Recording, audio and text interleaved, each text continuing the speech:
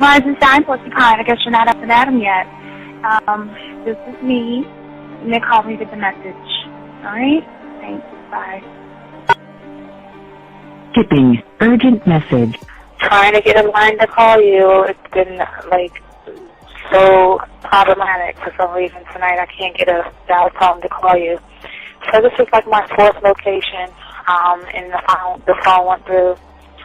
I couldn't talk earlier because it was right there. So if you haven't gone to sleep, call me back. Thanks. Bye. Just wanted to say goodnight anyway. All right.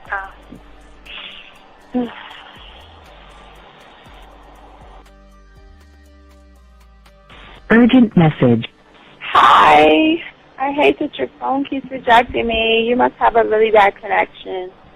Anyway, I don't know. It's 11:42. It's not even late. So if you're not asleep, call me back.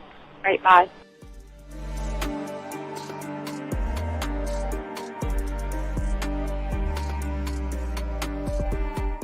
Skipping. Urgent message. This is Dee. Please give me a call when you get this message. It's just not even about being negative right now. It's about sorting out some very serious feelings that I had for you. And, not being able to reach out and touch you and talk to you when I think it's necessary, when I deem it, emotionally necessary to talk, not being able to do those things. I was not ready to subject myself to that type of, and I was not able to endure it. And I think the way you're responding is just making it even worse for me. So I need to talk to you with regards to that, and just, maybe the talk you suppose that we should be having, that needs to take place then, obviously. I don't know. Your reaction to everything is really disappointing. And I need to talk to you. So call me and don't be acting like that towards me.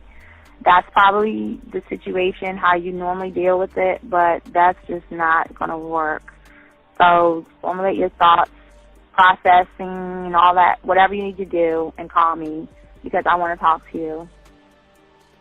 I'm so falling in love, and it's not a good thing because I know that this is ultimately not going to end. It's not going to happen. So I need to talk that through with you. I need to express that to you, okay? And if I haven't said enough already, that's just where I am, so that you know. Bye. To say thank you for letting me have a couple of days to actually think about what freaking happened the other night. Anyway, it was so funny how I had my whole mind made up on, let me leave your ass alone. I just felt like you was trouble. And it's so interesting how vibe is because I was right, I ain't gonna lie, I do have questions. I'm like, how do you do that? Who taught you that? Are you a goddamn professional? So on a real note, that was amazing. It was totally, perfect. If I were to vision what I want my man to be sexually, you would be that person, hands down. Am I mad at you? Hell yeah, because you know that you got those skills. So for you to do that to me, that was not nice at all. Because I was getting to know you in a whole different way, and it was cool too. That other way was also nice, So yeah, I don't know. It makes me more curious about who you are and what you're really about. I won't lie, But again, I keep feeling that vibe of how you gonna do me like that? That is not nice.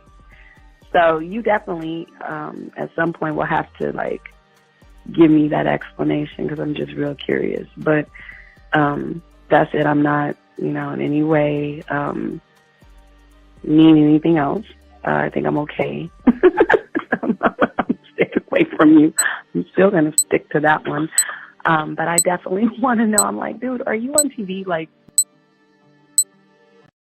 This is Robert Frank, and you're listening to the ManMindset.com Dating Help for Men with your host, Steve the Dean Williams. I'm Tyrone, and you're listening to the ManMindset.com Dating Help for Men with your host, Steve Dean Williams. So get on board, long dick style. Steve the Dean Williams, give me your chain, punk. Yeah, sleep with your lights on. I still got the bicycle. Much love, Steve. Do what you do. God bless. Steve, congrats on your motherfucking podcast, The Man Mindset. You can go to manmindset.com and listen to it. Keep up the good work, fellas. All right. The following program is rated MAN. It contains real game, learning your value as a man, original ways to have her face in the pillow and her ass up in the air. I'm talking her knees pushed so far back, it's touching her shoulders. Touching her without touching her. Having a woman respecting your every move. Buying you gifts. Cooking and cleaning with a smile. And knowing her place at the table. So, for all you human males, cupcakes, surface dwellers, and grass-eating lions, viewer discretion is advised. Meaning, if you don't like the truth, then go find a show that helps you cuddle, complain, and cry about women. Just get the fuck out of here. I got the man mindset, I got the man mindset, got so many girls on deck, cause I got the man mindset, let's go. When it come to dating, ain't nobody better, giving you the insight, being hella honest, teaching you the game, just like that, time to connect with the man mindset. Have fun, gotta come and learn with a real one. Hosted by Steve the Dean Williams. Get everybody talking when you step in the building, showing men how to pull women, go get them like it's really no situation you can't handle. Believe Steve giving you all the answers when it come to dating, talking and texting. Keep the conversation hella interesting, and it don't matter if you're married or single. He's showing you the game, giving you the insight. You gotta be smooth, keep it cool, that's right. So the next date you sure to have a good night. Ain't no hesitating, time to level up. You think you a player? Well, it's time to be a better one. Need to check Steve, that is who you need. Got you pulling ladies so fast you wouldn't believe, that's right. So tell me if you ready, we gon' get it poppin', ain't no doubt about it. You be dating with so many options cause you know you got it. So fly, so fresh, yes, this is the man mindset. It is game. Well, wait a minute. I don't think you motherfuckers are listening. I said it is game time.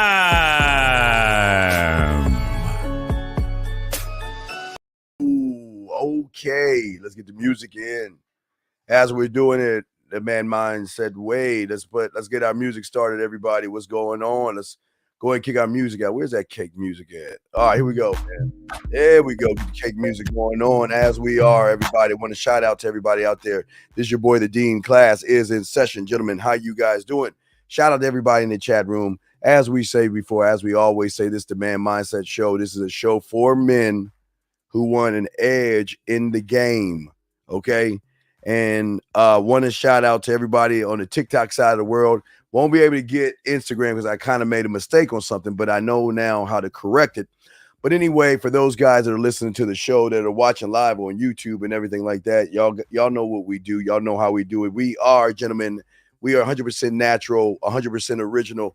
All the information that y'all hear is actually coming from us in-house, and we want to make that abundantly clear that we have game here.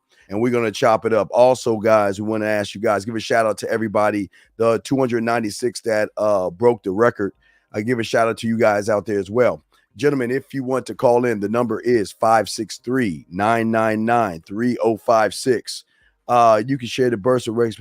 Hold on. Wait, I see a question right there. Can you share the best work? Okay, anyway. All right, 563-999-3056, gentlemen. And I want to say to all the guys that are listening to me, if you actually want to be a student of the game, first thing we got to ask you to do is go ahead and like, subscribe, hit the notification buttons, and soak up this thing. If you want to be a student, we are the only ones on YouTube. There's nobody else on YouTube telling you to get in your car, go to the dollar store, go to Walmart, get a 100-piece puzzle set, Put the puzzle, go home and put those puzzle pieces together. We are the only ones doing it. Remember, we are talking about and doing things that nobody else is doing and talking about.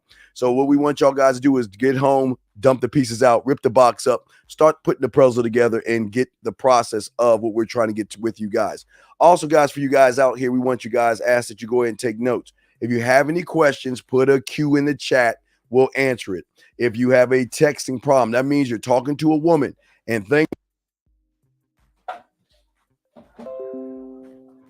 I'm sorry, things are going crazy and wacky and you need help. Hold on a second. I'm sorry. And things ain't going right for you. Go ahead and put a T in there and text. We got you guys covered. If guys, you want to call in, the lines are open 563-999-3056, 563-999-3056. And this is the Man Mindset. I am the Dean. Class is in session. All right. Again, shout out to all the chat room dogs out there. Also, the ladies out there, you know you are. What's up, girl? What's up? All right. Oh, guys, I am working on something. I got something great. Hey, I keep telling you no one is doing things. I got something down the pipe that I'm working on. And you're going to love it, guys. You're going to love it. And I am getting it all together. Something special. There's nobody doing what I'm about to do. There's nobody doing what I'm going to drop for you guys, okay? All right? So I just want to let y'all know that, okay? The host is inviting you to go live together. Wait, who is this? On God? No. I don't know who that is. Who is on God? What was that?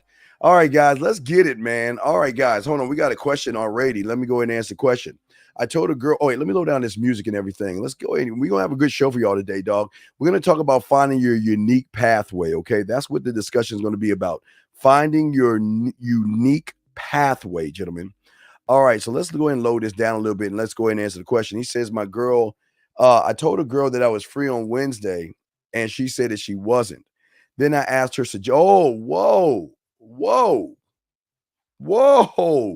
Hold on. Wait, let me put some music on this. Wait. Brother, you don't suggest anything. All right, big dog, let me tell you something. All right, let me get this straight. Let me read what he said, guys, because I'm a little upset at this. He said that he told a girl that he was free on Wednesday, okay? But she wasn't. And then he said, then I asked her what her suggestion was. And then she said, what do you mean? And he's asking, what do you say? What you should say is goodbye, because a woman does not want a guy who cannot lead her. You never ask a woman the suggestions because you've already sound checked the places you should take her. You should already have your ice cream place set up. You should always have your leg spread, your ass cheeks already set up. You should already have your wine, cocoa, ice cream, and tea places already set up. You pick the date, you pick the time, and you tell her what you want her to wear when she is accompanying you. You never ask a woman what she suggests, because as soon as you did that, you lost, dude. The only thing that you can say to her is goodbye. Let her go. Goodbye. You dropped the ball on that one, big dog. You dropped the ball on that one. And we got to talk about this. And this is the thing with a lot of you guys out here that is messing up. See, gentlemen, there's something that I want to say to all you guys that's listening. Shout out to y'all. How y'all doing? Shout out to y'all listening in here. Shout out to you guys. Let's talk about this for a second. As a man, every day of your life, you are coming up on a fork in the road, gentlemen. And the thing is, women are also coming up on a fork in the road by all the guys that she meets. She's so busy looking now. The only fork, see, unfortunately, it's like a roadblock. There's a fork going to the left and there's a roadblock. Because women are not seeing men. Women are not getting men or not meeting men. But gentlemen, let me tell you something. Every now and then, a woman will come across a unique individual that has this irresistible desire, passion, strength, determination that will not let anything stand in their way. And they will meet an individual. Hey, what's up, S-Dog? They will meet an individual no matter how the world is, that individual will always be about himself. It will always be about himself. Okay? And what I'm saying to you guys out there, I've got to ask you a question, because even you are at your crossroad right now. But here is the $1 million question I want to ask all you guys listening right now. Why is it that you keep going towards the easy side? Why do you keep going towards the rainbows, the sunshine? Why do you guys keep going over there where everything is happy, lovely, and safe? And then you wonder why you're losing with women, because a man doesn't go to what is easy. A man goes to the side that is dark and dreary, thunder and lightning, tornadoes and hurricanes, brimstone, fire, and all that other stuff. A man never goes to the easy road or takes the easy road when it comes to manhood and it comes to the game, gentlemen. I want y'all to write this down, because we're gonna break some stuff down for y'all. Make sure y'all get your crayons out. Y'all got questions, put a Q. I got you. But let's talk on this, because nobody's talking to y'all about this stuff. And as I said before, every once in a while, a woman's going to run into a man that has no limitations. He has no weaknesses. She's going to run into a man that has unshakable self-confidence, has an unshakable self-belief in himself. And to her, she's going to see him as superhuman. She's going to see him as an alien, because most women are not used to seeing men who have no limitations. Women are not used to seeing this from men. And what happens it draws them in, because even the woman, like a lot of you guys, have fears. Because the pathway you're going down, because it's so easy, you have fears, limited habits, behaviors that are holding you back. And for a lot of you guys, unfortunately, you accept the weakness because you don't choose to go down that pathway of your core. In order to work on your mind, your mental gym, gentlemen, in order to build up mental toughness, mental strength, to have resilience, and to have willpower, you must go towards the obstacles. You must go towards disappointment. You must go towards fear. You must go towards rejection. You must go towards excuses. You must go towards everything that is slowing you down and holding you back. But see, unfortunately for a lot of you guys, you run from these things. You see what I'm saying, guys? Y'all run from these things because you are afraid to fail. So many of you guys are afraid to fail. You're afraid to lose. You're afraid to get ridiculed. You're afraid to get knocked down. You're just afraid, and it feels so safe going to the road to the right, where everything is perfect, where you can hide under your bed, you can hide in your house. You don't have to do anything at all. And you think the world is going to actually stop and wait for you. It doesn't work that way, gentlemen. And that's what we're talking about today, gentlemen, on the show. And the thing that will draw a woman into that guy that I was telling you about is that when a woman realizes, okay, that their limitations are only limitations, they are going to follow you. Let me say that again. I don't think y'all heard what I said. When a woman realizes that their limitations are only limitations, they will follow you. But going and flipping the coin, gentlemen, when you realize that your limitations are only limitations, you are also going to grow, because as a man, I am constantly developing my mindset on a daily basis, ensuring that every time I walk out my door, my mind is in prime condition. I didn't say my body because my body does not define me. I didn't say my clothes because my clothes do not define me. I didn't say my car or my job. Those things do not define me, nor do my looks define me. What defines me is that every time I get out here, I'm in prime condition to do whatever it is I want to do, because I believe there is nothing that can slow me down or hold me back. There are no limitations, gentlemen, to the game. When you are one with yourself, when you are one with yourself, there are no limitations to the game, gentlemen. And that's what we're talking about today.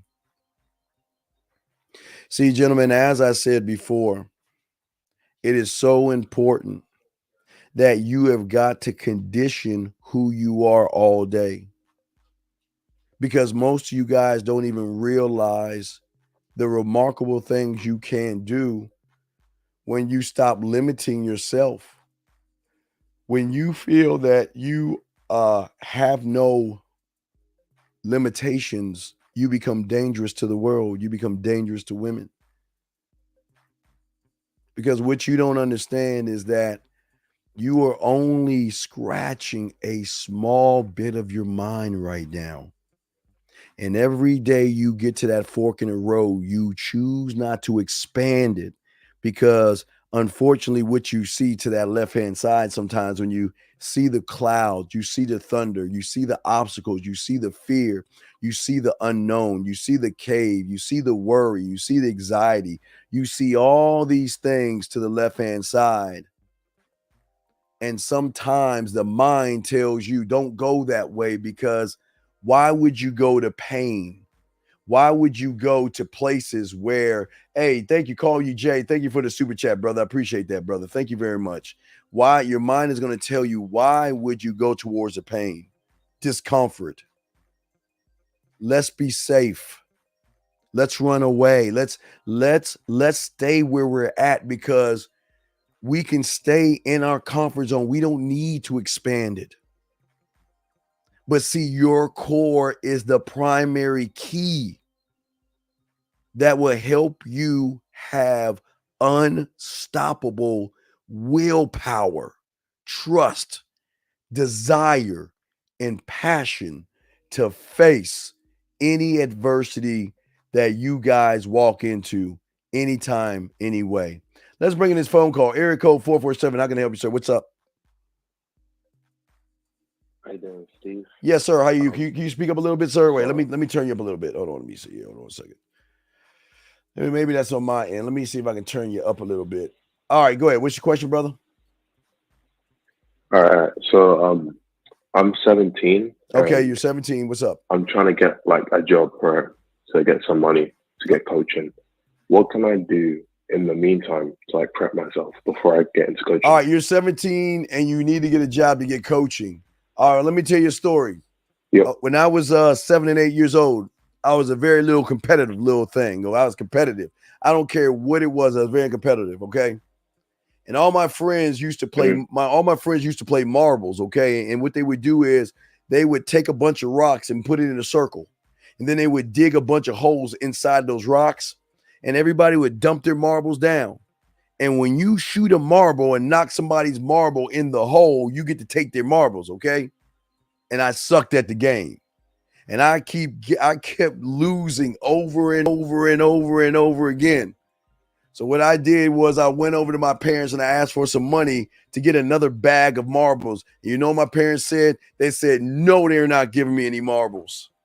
And you know what I think it was like 7 or 8. You know what I did?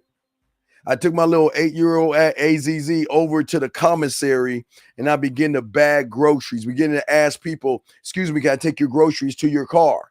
And bag their groceries and walk their groceries to the car just so I can get some money to get some more marbles. So when you say that you want to get or saving money, you're not doing anything. Why aren't you cutting grass? Why aren't you doing chores and finding out ways that you can make extra money? All I'm hearing is excuses right now, young man, okay? All I'm hearing is excuses. But if you want to do something, start with your puzzle pieces. But all I'm hearing is excuses, young man, okay? Thanks, Steve. All right, man. Great call, man. Thank you for the call, man. Throw you back in. Guys, you want to call in, the lines are open. He just asked me a question. I'm sorry. Most of y'all guys, I'm just answering questions. But anyway, here we go. Let me continue what I'm saying to you guys out here, okay? The hardest thing to do is not well, someone wants to go live with me. Sorry, I can't go. So the hardest thing to do as a man is knowing that you have disappointments, failure thinking, laziness, procrastination, limiting beliefs, and limiting habits, and to know they're there and you choose not to do anything about it. You choose not to do anything about it. But a student of the game, I don't have any limiting habits and beliefs or disappointments. I don't disappoint myself. I do. I'm sorry. I lied. I'm wrong. Wait a second. I was wrong. I do disappoint myself. There's only one. I do disappoint myself. I'm wrong. I lied. I'm sorry. I'm going to tell you the truth. I do disappoint myself. Because every time I pull a woman, I'm never satisfied. Because when I get her, I just not satisfied because I know I could have done it better. It's the only time I'm a disappointment to myself. That's the only time I'm a failure. Because when I get them, I am not happy or satisfied because I know I could have done better. So see that I'm kind of like you guys. But outside of that, when it comes to laziness, procrastination, a lot of you guys are caught up in your temptations. All these things are going on with you. The worry about failure, limiting beliefs and habits and all these things. The things that you guys don't understand is when you are actually truly trying to grow and you're actually truly loving yourself and want to, you will go to the left and you will face these things. And not just face them, because some will face limiting habits. Some will face their failures. Some will face their disappointments and their temptations and laziness. They will face them and run away from them. See, as a man will face these things, and we will find the strength within itself to overcome these things. Because when you are actually believing that you can do what it is you can do, you will have the courage to make the toughest decisions in the face of any disappointment, any failure, any limiting belief, any laziness, any procrastination, and all these things whatsoever. 714, I'll bring you in 1 second. But what I am saying to you guys out there right now is that I know, well, Steve, it sounds easier said than done. But gentlemen, as I told you before, you are actually in control of 99% of your life.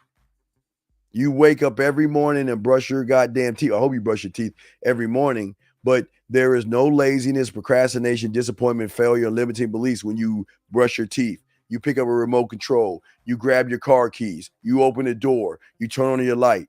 You fix cereal. All they're all the same thing because you are actually doing them. Let me go ahead and bring this call in. Area code 714, sir. How can I help you? What's up? Hey, Steve. How you doing? Likes up, everybody. Dude. Hey, Steve, I want to ask you a question. What? I want a quick question. Okay, I'm 64, and I've been smoking grass for like 45 years, almost every day. And I want to say that it's actually helped me become successful. I think. What is your question? What is your question? Okay, you give me a statement. What is your question? What's your question? Here's my question. Point blank. What do you think about people drinking or smoking weed? Do you think that's okay to do? Or do you think it's not a good thing? No, listen. If you want to drink and you want to smoke, yeah, I don't. Well, I'm just saying. You're asking me a question. He's asking me, I'm just saying with TikTok. He's asking me on the phone, guys, what do I think about people drinking and smoking? See, this is the thing about a man. A man doesn't worry about what other people are doing. What you are doing does not affect me. And me having a judgment of you is bad for me. It's bad for business for me, because I should never judge another man and what he does. If you want to do what you want to do, go ahead. Now, if you were to ask me what I think, I don't think anything. I don't do it because I'm my own alcohol. I'm my own ecstasy, mushrooms. I'm my own weed, cocaine, fentanyl, heroin. I am my own drug. So I don't need to use outside things to give me internal fulfillment like the average surface dweller. But if that is something you want to do, I'm not here to judge you or say don't do it. Do what you want to do. But if those that want to know when you become a man and get in your core, you're not going to need those things, because you are going to be self-fulfilling yourself, and you're going to be happy every day, and you're going to be high off of your own supply. So for me, I don't judge that, because what you do is none of my business. But I can't judge, and I have no thought on that. If that's what you do, that's what you do. But for me, I learned at a very young age, I can be that. What's up? That's the perfect response, Steve. That's a good response. I like that. That's a perfect, because you're not coming across judgmental or anything. That's a great response. Anyway, Steve, can you toss me back in? All right, you toss you back in. Yeah, but to go back on what he's saying, guys, listen. Here's the problem with a lot of people. All y'all do is worry about the next man. Y'all got it. Listen, y'all have so many things going on with yourselves. Worrying about somebody else, that takes away from your growth. That takes away from what you're doing. Okay. See, what I want you guys to start thinking about, and this is very important for a lot of you guys, is harnessing power to do something.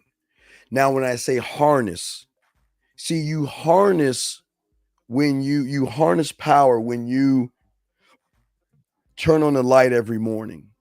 You harness power to do when you brush your teeth, when you get cereal, when you are living your life, 99% of your life, you are actually harnessing the power to do these things because you trust in yourself to do them, number one. But number two, your mindset lines up with your behavior. And as long as those two things line up together, you can harness the power because you're not worrying about what's happening.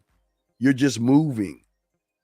But see, the problem is for a lot of you guys is that your true action of what you want to do is never going to be in line with who you are as long as you're living outside of yourself. And this is where you get setbacks. And this is where you take one step forward and you take two steps back.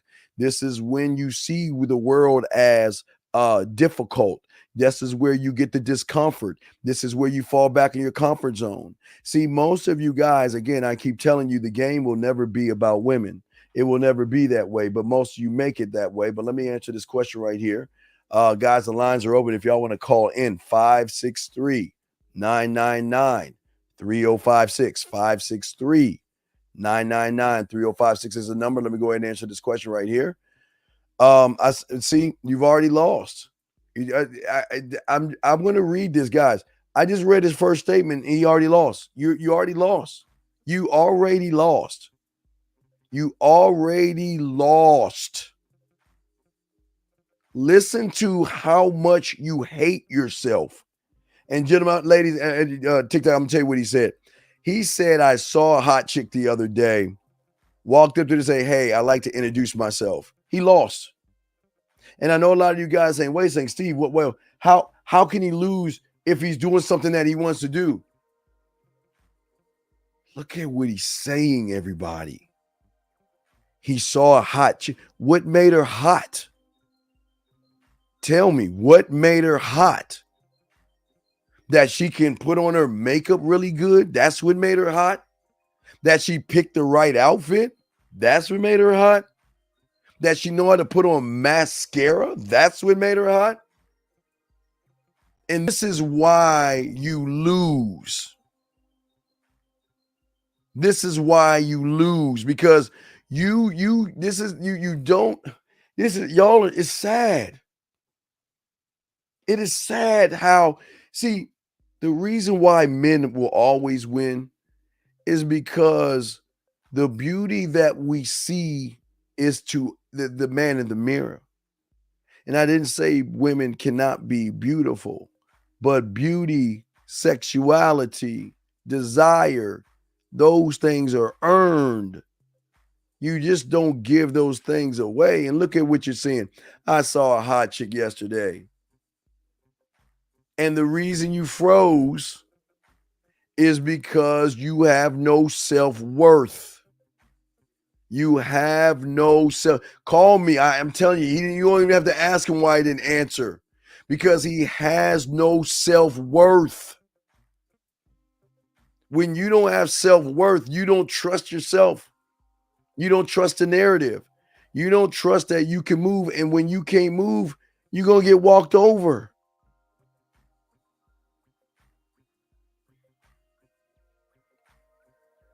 It's sad. It's sad that this is what women have to deal with on a daily basis, as I said before, and this is why men win.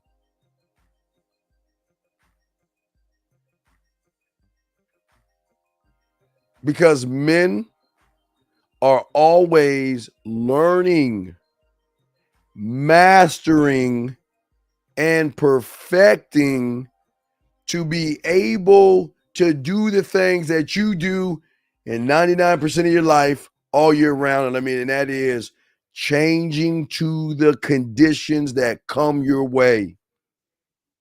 It is amazing how when it is hot outside and you know what the temperature is, you adjust to the conditions. It's amazing how when you go outside and you know it's about to rain, you adjust to the conditions. It's amazing when it's cold outside and you know it's really cold out there, you adjust to the conditions. But for some odd reason, when it comes to a woman, you're mush.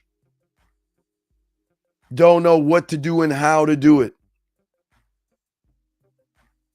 Because everything is a setback. Everything is an excuse. And then you wonder why you don't win with women, because you have not even created, cultivated, or trusted yourself to be able to adjust to the setbacks, adjust to the conditions. You have trained yourself, gentlemen. When you walk out your door, you adjust to all the unpredictable circumstances of the weather. How is it that you can't do this when you get around a woman? You want to know why? Because you're not one with yourself when it comes to women. And nobody's going to tell you that. And nobody's going to teach you that. See, you can't have any setbacks and bounce back from them if all you're doing is running away from those things. You can't do that. You won't win. You're not building your mind to overcome. I don't even know. It's not even called, it's not a limitation. It's like a piece of paper. There are no limitations. But when you are not set in your foundation, everything you thought or think about truly weakens your mindset. It weakens your spirit to move forward and ahead. But as a man, when you get your core by constantly learning who you are by your scribe, your marketing team, learning who you are and accepting the failures and accepting the mistakes. Failure, rejection, and all those things should be your best friend. They should be like a shadow. They should be your best friend. Because the only way to get through this is to love the thing that you actually fear. Because it's not going anywhere. The rejections and failures, they're not going anything. But in your mind, you don't want to learn from things. You want to run from things. And you accept running from things versus trying to shun that off because you don't want to deal with the pain that it's going to take to be a man. A man, what draws the woman in is that she knows when she talks to a real man that that man is cultivating self-discipline. That man is focusing on himself. He is persistent and commits to himself. And he will go to his desired outcome, regardless of all the noise and all the chaos around him and all the adversities that are trying to pull you in so many directions, because he is one thought, one mind, one way, his way, because everything else, gentlemen, is wrong. Because everything else is wrong.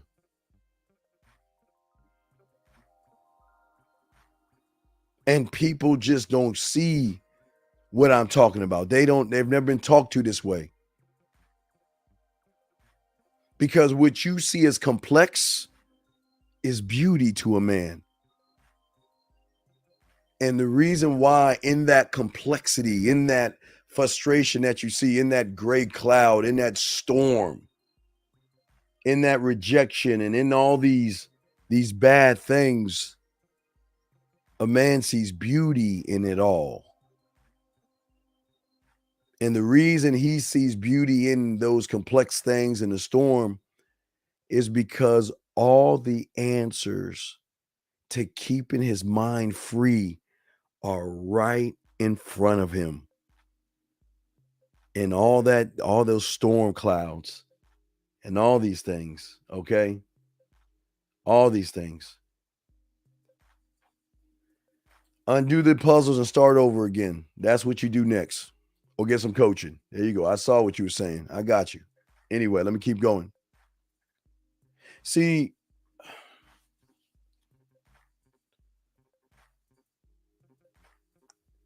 I'm not saying that this is like touching a hot stove. But in your mind, it's making you think that you're touching a hot stove. Because the pain of failure, the pain of rejection, the pain of feeling silly, the pain of judgment, the pain of ridicule, or the pain that everybody's watching you can be just as painful as putting your hand on the stove.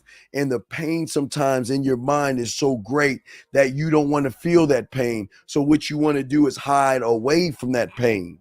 Because every time you see a woman that you're interested in, you then feel the pain that you would have of a stove. So then you run back, you run away, you walk away.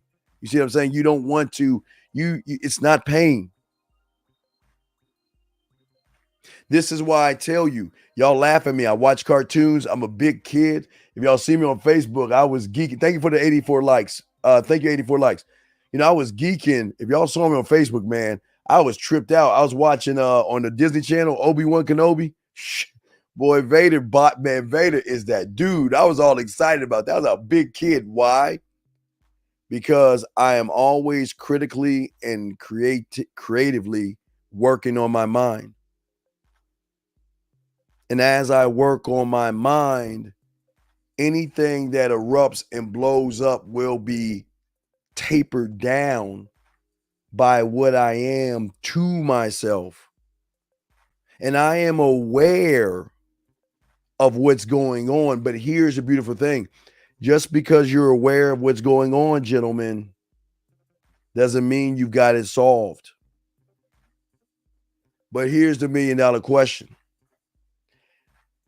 You are aware of a lie, a false reality, and a false perception, but you are unaware that that perception and that reality that you have right now is not really you.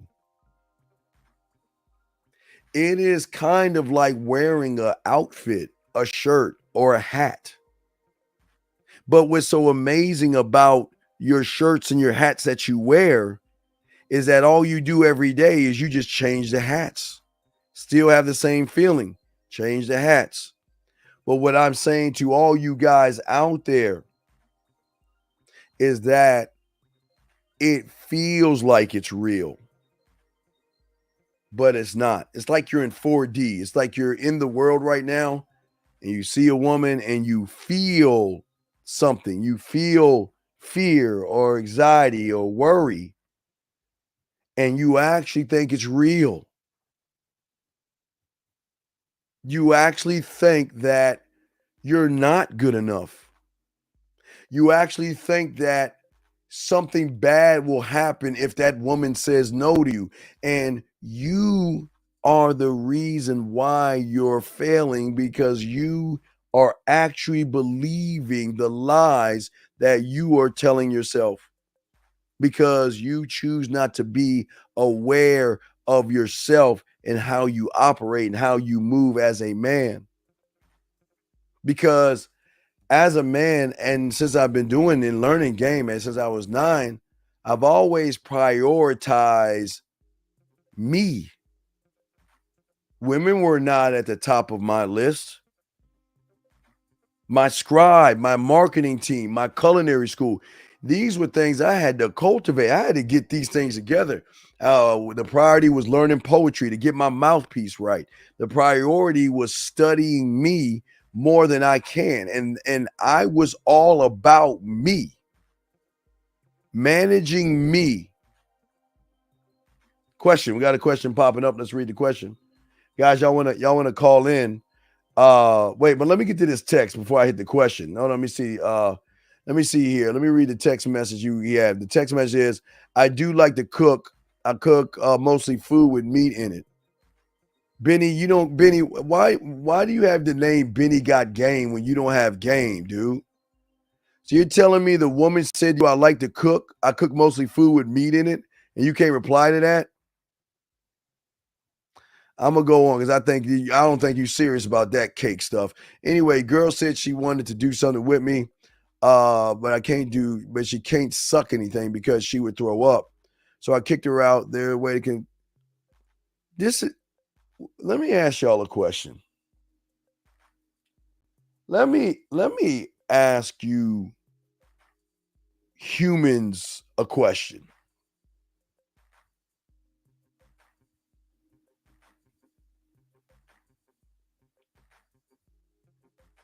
You want to know why men like us win and why surface dwellers like you will always lose? Because there is nothing in you to understand that when a woman is reaching out to you and expressing herself, hoping that you don't treat her wrong or judge her, what are you doing, surface dweller? Why would you kick her out for her being honest with you and sharing something personal that is meaningful in her life that she is sharing with you? And the only thing you can do, well, you know what? I'm glad you did that, because she doesn't deserve a loser like you. So I'm glad you did that, because she needs a man, not a boy. What is wrong with you dwellers? How is it that you want to judge a woman for being honest with you?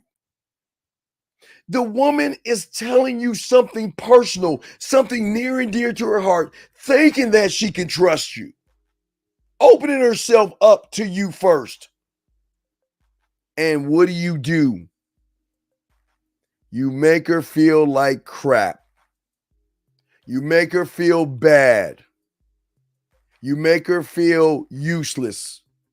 You make her feel terrible because of your selfish needs. And this is why you lose.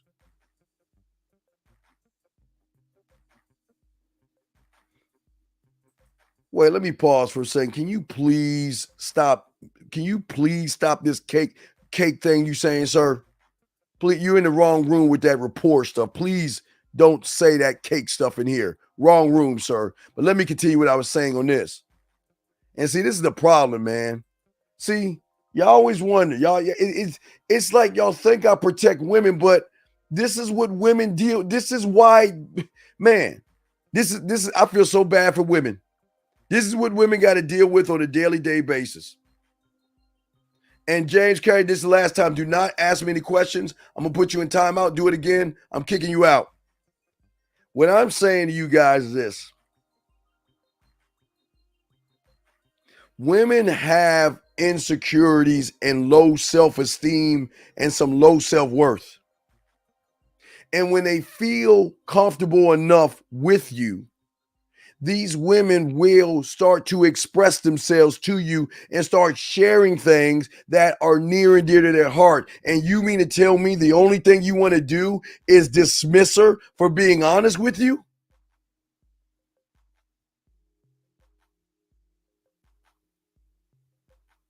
Sad. Get to the next question. Yeah, I know, Raw. I know I messed up, Raw. Thanks, Raw. So are women attracted to self-confidence because it inspires their confidence in you? Is it part of the problem, a lack of self-confidence? No.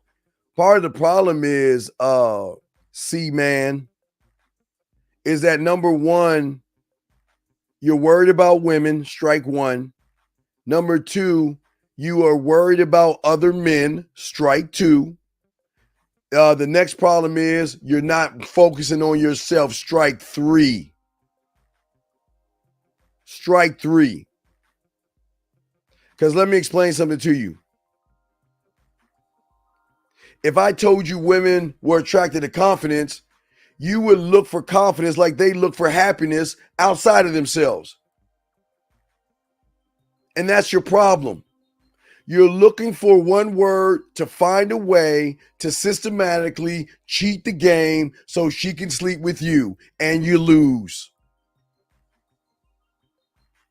And it's not even about about the confidence, because confidence is a part of a man. That's not who he is. That's what he's about internally.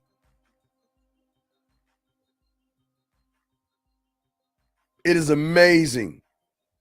It's amazing. Crazy.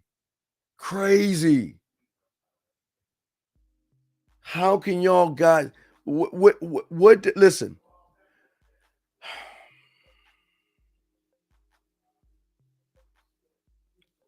Let me bring in 224. He probably saved me, or maybe not.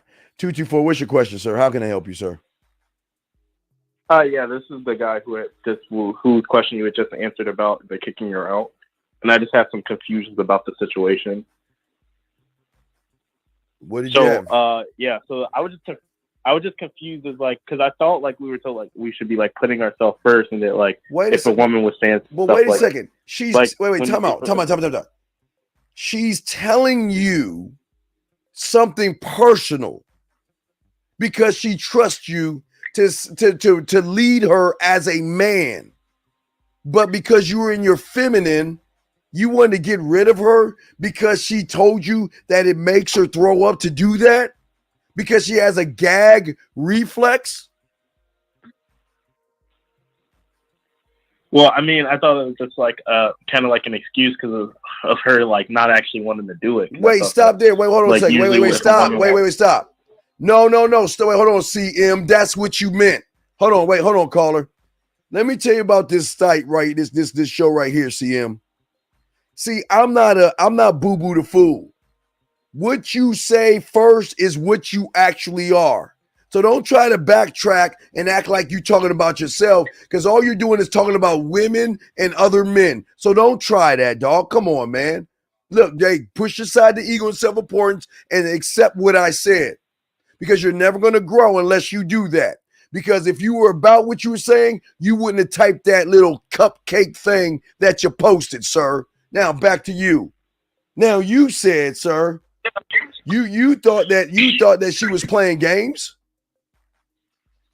Yeah, I mean, I thought it just meant like, okay, she just didn't want to. Well, wait. If she likes it or she doesn't, what business is it of yours? Who are well, I you? mean, I thought we were supposed to put ourselves first. So if I wanted her to suck my dick and she wasn't sucking my dick, then I should just like say, all right. Well, how long have you known her for? I met her that night. Then this is not the right place for you. You're in the wrong place.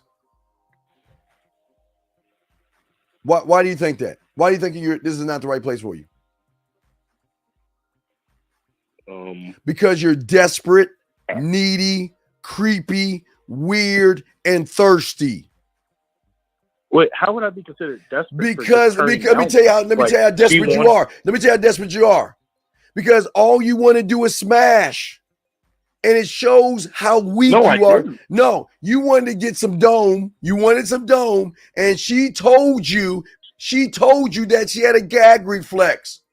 Instead of accepting that, what is she supposed to do? Change who she is to please you when you don't even know who you are? Yeah, this isn't about you putting yourself first. This is about you not paying attention to the woman, because all you are doing is because of your thirst. You're not paying attention to what's in front of you, because it's not bad to want to have sex. I'm not saying that's a bad thing. I'm saying that you got to learn that every woman is going to have some kind of thing. And if she's telling you what her thing is and she's expressing that to you, why would you get mad at her because she couldn't do what you wanted that way? Why would you get mad? I mean, I wasn't mad at her. I just thought that I should have. Huh? Sorry. No, I listen. I'm glad you let her go because she needs a man. I think you did. I told you. I think you did a good thing. I think you did great. I'm glad you let her go because she doesn't need anybody like you because you don't know what you're doing. Okay. Does that make any sense or no? I mean, yeah. I guess I just misinterpreted the whole putting me first. So no, it's not. That's okay. Wait. A woman says, well, I'm not ready to have sex. And you think putting yourself first and say, oh, no, you got to have sex with me. I'm going to dismiss you. Who told you that? I never taught you that. No, that's not it. But I mean, she said she was like, that's how you're thinking. She told you she had a gag reflex that made her throw up. So instead of being cool and understanding that, you just ready just to dismiss her just quickly.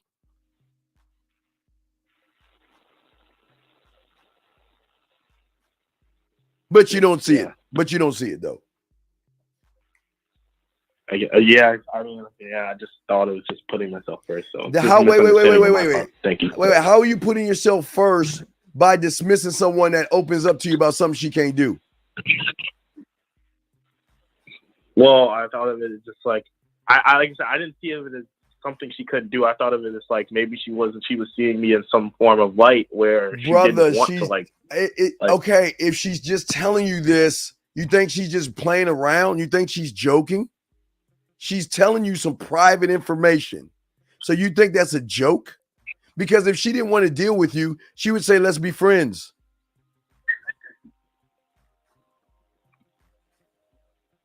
Right. I guess I was just trying to be too. You were trying to be thirsty and you were listen.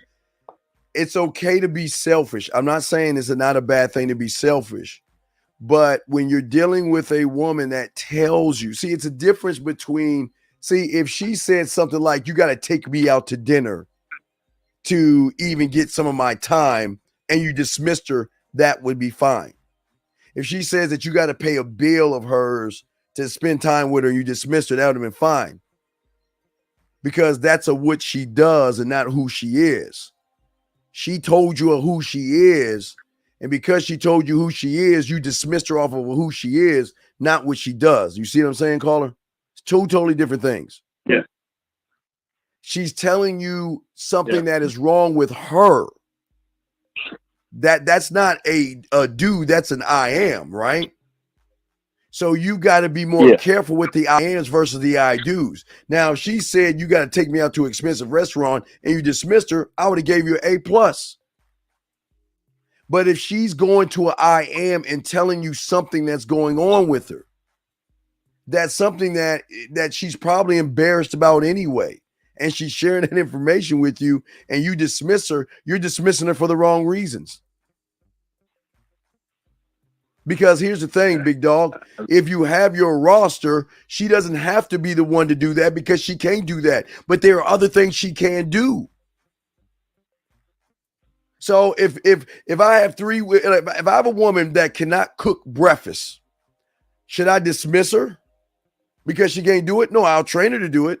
But if she can't cook breakfast, then maybe she can cook lunch. Maybe she can cook dinner. You see what I'm saying? Maybe she's good at giving me massages. Yeah. Maybe there's something that other than, okay, you watch football, young man? Yes, sir. Okay. So, you know, a receiver's strength is his hands, right? And a running back's power is how he runs, right? But sometimes a running back can't be a receiver if he don't have the hands. So what the team does is put the person in the position that can benefit the team. You don't just dismiss, okay, if let's say Emmitt Smith or Walter Payton or Barry Sanders came to you and said, well, I can run, but I can't catch. Would you get rid of them? Hey, what do you mean you can't catch? But no, I will find a position for you to play. If you can run the ball, then I will hand the ball off to you. If you can catch the ball, I will throw the ball to you. But I will not expect a wide receiver to run or a running back to catch unless he can catch out the backfield. You see what I'm saying, caller? Yeah. You've got what's up? I have a follow. So with this girl tonight, it's not that we set up plans specifically, but we were originally like in a group of people. And it's a guarantee that I'm going to be seeing her tonight. Not as in like we're going on a date or anything, but we're going to be at a mutual spot that's in our area. Then why go? Wait, why go? Why are you wasting your time? Oh, well, it's a spot I would go to regardless of whether she was there or not. All right, because I don't know why you hang out with the food. I mean, you already dismissed her. No, I don't. I'm saying that it's a bar, so we are all going to that bar. Why are you doing this Seinfeld? I don't understand y'all dwellers, man. Why are you hanging out with the food? Why are you hanging out with guys that don't have game? No. I'm saying, Steve, that I would be going to this bar regardless of whether she was coming or not. But it just so happens that in conversation yesterday, they told me that they were going to be going tonight anyway. I know she's going to be there. I don't care if they're going. I'm not hanging out with them. Why would I? What benefit would it be to me to hang out with a bunch of guys that are thirsty for a bunch of women? Why would I want to do myself there? I understand you're going there, but don't hang out with those guys, man. You're wasting your time. Because I'm talking about the girl, and they're all girls. Like it's okay. But what I'm saying is that what are you going to do about it when you see her? Well, that's what I was wondering. I mean, like, should I just charge it to the game because I messed up? Because like she opened herself up. No, what you got to just say, listen, look, you got to own this one. Just tell her, look, I made a mistake. I judged you too fast, and I appreciate what you told me. So, Rady, allow me to make it up to you by taking you out this day, this time. You see what I'm saying? Whenever you mess up, you can say, allow me to make it up. But when she does it, you can have her do it. But you messed this one up. Okay. So you kind of. I should apologize. Well, I don't want you to apologize. No. I don't want you to say sorry because you're saying sorry and allow me to make it up to you.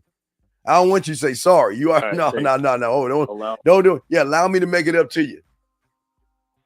Okay. So allow me to make it up to you. You know, if you're free tonight, let's get out of here or let's go somewhere. You know what I mean?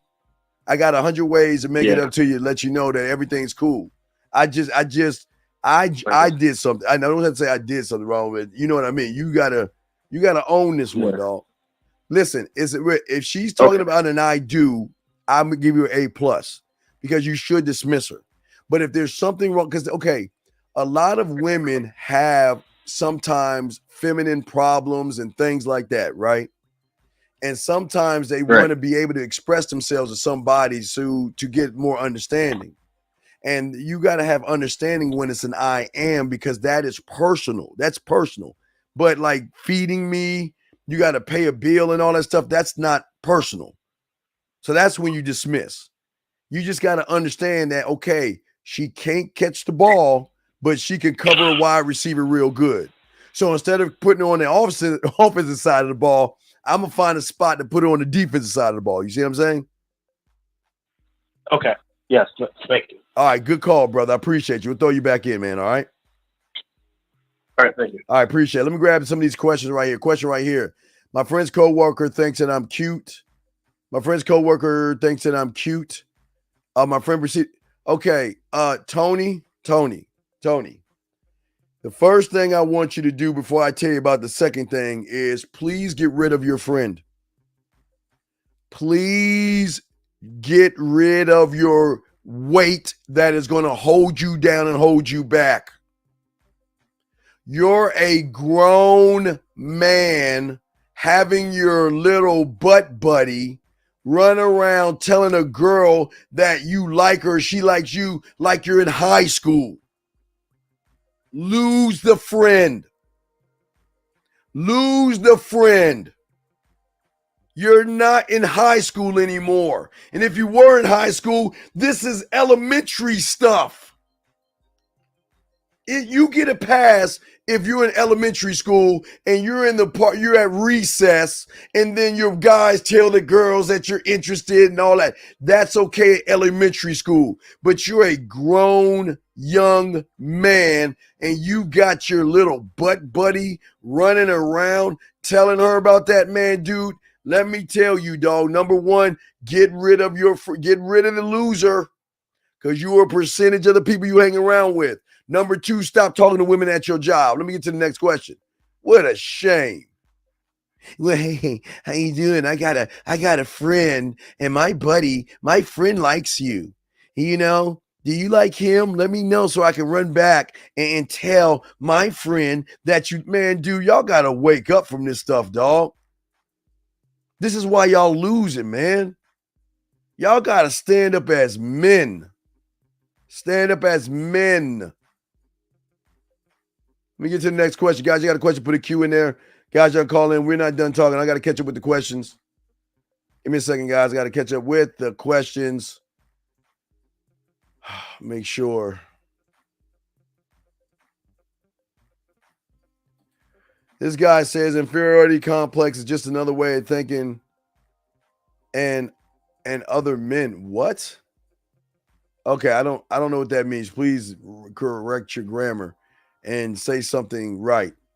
Please say something right. Okay, I don't understand what that means.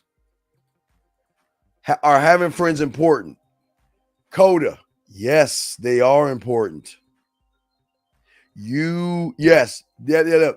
Having friends are the most important thing that you can have.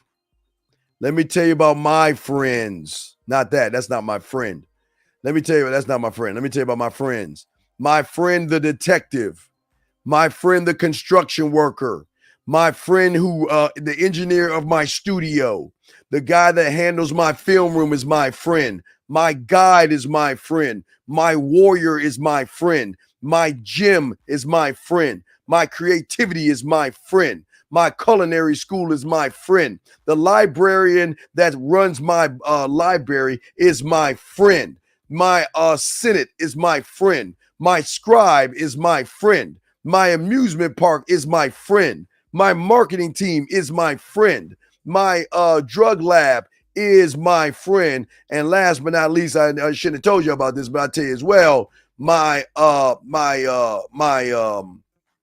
blacksmith is my friend. So yes, you should have friends. You should have friends. But wait, you talking about the ones outside of these guys. Oh, I forgot, because you all about what you do. I'm sorry.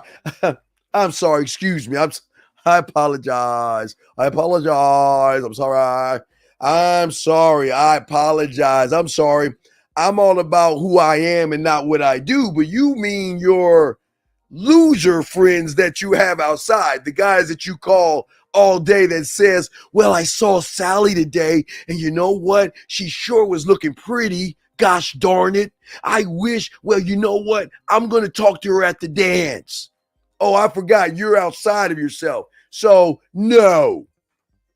But if you're thinking with your mind, you should have friends. But other than that, all your loser friends, get rid of your losers. I'm telling y'all, get rid of the losers. Y'all think I'm joking. Get rid of them. Get rid of those loser friends of yours, because they're the reasons why you are being held back from the game, son. All right, let's see what else we got here. Let me make sure I got this. Any calls good? Let me make sure I listen. I'm saying to you, I don't care if she works with you or not.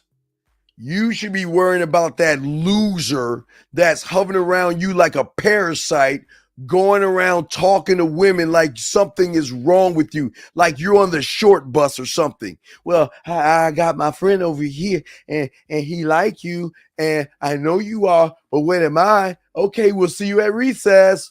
I mean, that's how you sound, dog. Come on, man. Man, you better get rid of that guy. That guy's holding you down. That guy's holding you back. Get rid of him. Get rid of him. Y'all got a question? Put a Q in there. If I miss your question, ask it again. I got you. We're chopping up game. It's the Man Mindset. I'm the Dean. Class is in session. And as I'm saying before, to all you guys out there, what pathway are you guys going to decide on taking as men? As men. Look at the pathway you are on right now of sitting around here and in high school and sitting around saying to people that, oh my gosh, hold on, let me bring in area code 614. How can I help you, sir? What's up? What's going on, Uncle Steve? Can you hear me? Yes, sir, I can hear you. How can I help you, sir? Yeah, so I've been watching your channel for not too long, and one of the things that I'm definitely struggling with right now is just I'm kind of lost, and I hear you talk about the 100 puzzle piece, and so I found my 100 puzzle piece set, and I worked on it, I made it, and I wrote down some of the thoughts that I had while I was completing it. And for me, it's just, I guess I'm confused as to where to go next. Destroy it and start over again.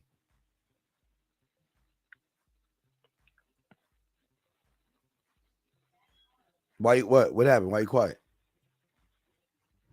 So just destroy it and start over. Because you have not mastered anything yet.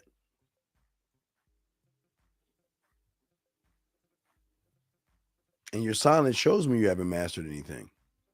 And don't ask me what that is. I'll give you one. You still cannot even communicate with yourself. So do it and keep doing it. If you walk up to a woman and you can't talk to her, keep doing the puzzles. Because in order to have game, one must be able to communicate with oneself. And all you have been doing is communicating that I'm a loser, I'm scared of women, and I don't know what to say. So keep doing your puzzles. Is there any other questions? Yeah, I had, thank you for that response. I had another question. Sure. Thank you, 121 One thing likes. you also talked about. Yeah, I'm listening to you. I just want to say thank you. What was that? No, I was just saying thank you to 121 likes. Go ahead. I'm listening to you. Yeah. One thing that you also talk about too is that we shouldn't be chasing after women. We should be really focusing on ourselves. And for me, I always get kind of confused with how do we, if we're always focusing on ourselves, then where does a woman come into that? So like, she doesn't come into it because you're the do we game's not focus on ourselves and we attract women, or is it like All right, what comes after 293? 294. What comes after 965? 966. What comes before 12? 11. Okay. You see that? So that means that when you're focused on yourself, like your numbers, when you get in front of a woman, you already know what to do and you just do it without thinking about it like you just did with your numbers, because your numbers and your alphabets are at your core where I'm trying to get you at. See, your thought is I've got to communicate with the woman first. I'm showing you, like you did with your numbers and your alphabets, when you were able to communicate with yourself, there is no issue with the woman because it's go time at that point. Does that make any sense? Yeah. So that's what I'm saying. The game ain't about women. Has nothing to do with women. Has everything to do with you do and how you communicate yourself to yourself, how you build. Now tell me something. How many ways do you have to make a woman smile right now? Just say none. Just say zero. Yeah, if I'm gonna be honest, nothing. Right, of course. I got nothing. Right. How many ways do you have a woman to make her laugh? Say none. I got nothing. How many ways do you have a woman to blush? Nothing. So, why do you think you need to hit those puzzle pieces? Because if you ain't got nothing, then you are doing everything wrong because you're not creating what it is you should be doing. Do you think it's supposed to just fall out of the sky? Think about this. You're not creating any of that stuff. So when it's time to make her smile, how are you to make her smile when you haven't even created ways to make her smile?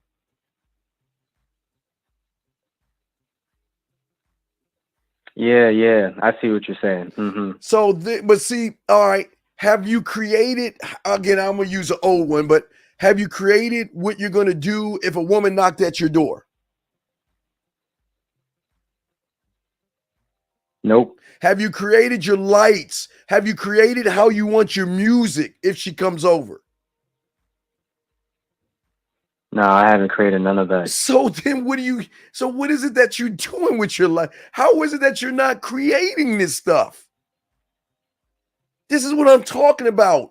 This is why you've got to do the puzzle pieces over, because you're not communicating with yourself. You must create it. You must create it.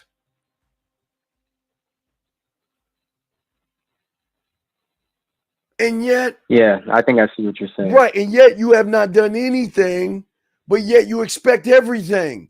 You guys are not doing, you're not building your culinary school, you're not building your marketing team, you're not building your Senate, you're not building anything, but yet you expect a woman to just take her clothes off. Like, I think it was that, not Ace Ventura, that, what was that movie with your boy where he, anyway, I forgot the name of the movie. But what I'm saying is that you expect women just to want to be with you and you have not created anything. You haven't even created how to make a meal. You have not created to whisper in her ear. You haven't created how you're going to move in for the kiss. You haven't created how you're going to text her. You haven't created how you're going to move her from this to there. You haven't even done that. So how do you think it's supposed to actually happen if you don't create it? Yeah, that's a good point. I guess I always thought it would just happen naturally. No. No. You must create it. It doesn't happen naturally. Did your numbers happen naturally? Your alphabets happen naturally? No, you had to learn those things. Right? Right. But that's what I'm saying. So this is where it was the Peach, it was a Jim Carrey movie where he played God. You remember he saw the woman and he went like this and his clothes ripped off and stuff with Morgan Freeman. It was Jim Carrey and Morgan Freeman. That movie. I'm sorry, I was just talking to the chat room. But do you see what I'm saying, big dog? That's why you see you're just doing the puzzles just to do the puzzle. You're not doing the puzzle to be able to start create. You must. That's the okay. There's two things with the puzzle. The first thing is the border, because that's your square. That's the first thing. Second thing is working outside in. Third thing is communicating with yourself, and that's all I can give you. You got to learn the rest. But if you cannot communicate yourself to yourself, how can you communicate yourself to a woman? Because the first communication when you see a woman is not you to the woman. The first communication is what you say to yourself based off of how you feel about yourself, based off of what you can do versus what you can't do. And if you can't do it, you're going to focus on the can't do, because then all of a sudden that's where the fears, the anxieties, the limitation, the excuses, and all those things come with it. But if you can do it like you did your numbers, you're good to go, because all you do is just show up and show out. You see what I'm saying? Right. I see you're too busy trying to, again, I tell guys, you are either trying to fit out of the box or you're trying to fit in her box. Why not be the box and stop worrying about fitting in or fitting out and just focus on you and show up how you are to yourself and stop worrying about these women? Bruce Almighty. Thank you, guys. Yes. Does that make any sense? Yeah, it does, Uncle Steve. So, yeah, I know but you asked some great questions. But I know, a lot of guys hear the puzzle pieces and think I'm giving you a gimmick or something.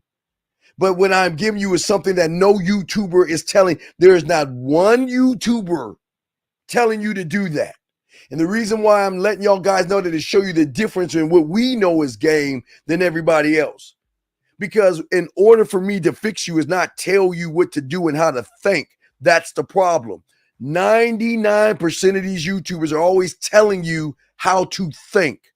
I'm saying you can think for yourself, but you must communicate with yourself first. You can't think for yourself if you can't communicate to yourself. Does that make any sense, young man? Yeah, it does, Steve. All right, brother. I appreciate any other questions you got, brother? Nah, man, that was it. Thanks. I appreciate it. Okay, all right, I appreciate it. Okay, someone said, "Hey, Gummy Bear." I hope that was a woman. I can't see if I got to wear my glasses to see. Wait. I got to put my glasses on. It's so small. Let me see if that's a woman.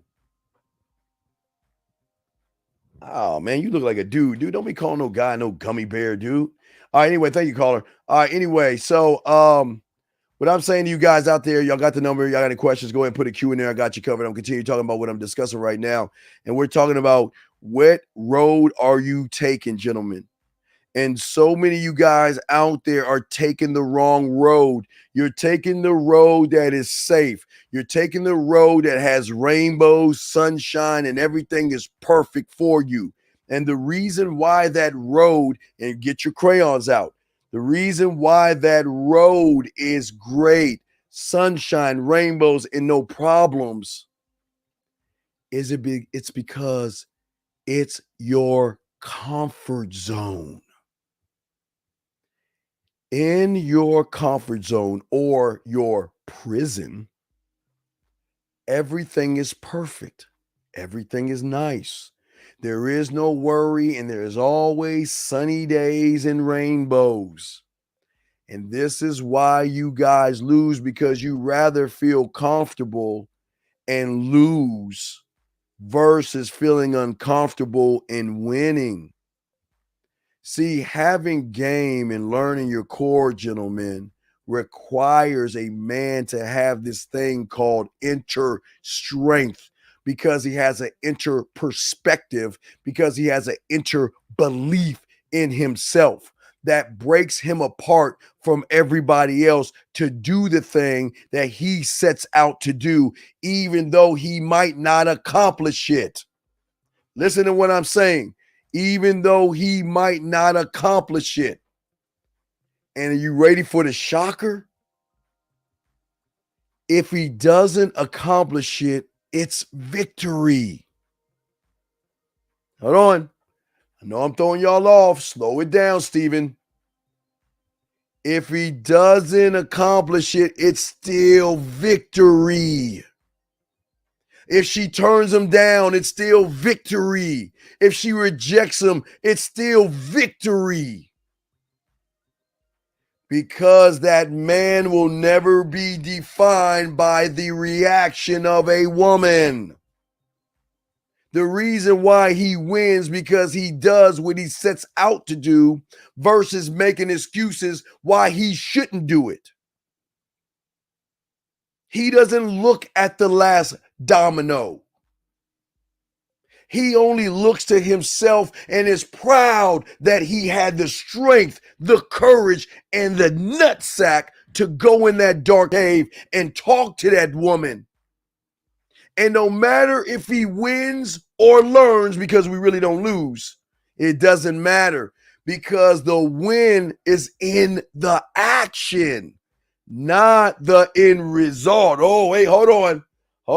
Whoa. This is my slow motion. Hold up. Let's break it down because I don't think y'all always told you that. Whoa, listen what I'm saying. This should be a light bulb moment for you guys. The win, write it down. The win is in the action and not the result. Because the result is none of my business, because the result does not define me. My actions define me. My actions, my strength, my confidence, my mouthpiece. Me, my. I. My favorite song. My favorite song. Question you ask, how do you stop a bad addiction? By becoming your own addiction, brother. Why don't you learn how to be addicted to yourself instead of outside substances, and maybe you'll change. But anyway, as I was saying to you, Patawans, the victory will always be in the action, never the result. I will never lose talking to a woman because what she says and what she does is none of my business, because she's got every right to say what she wants to say because she's allowed to. I'm not here to control her. What I am saying is that I am all things. I can do anything I choose to do. And anything is actually possible to do and achieve when I set a action to it. Whether the result is what I want is none of my business. What? Am I supposed to cry because she doesn't want me?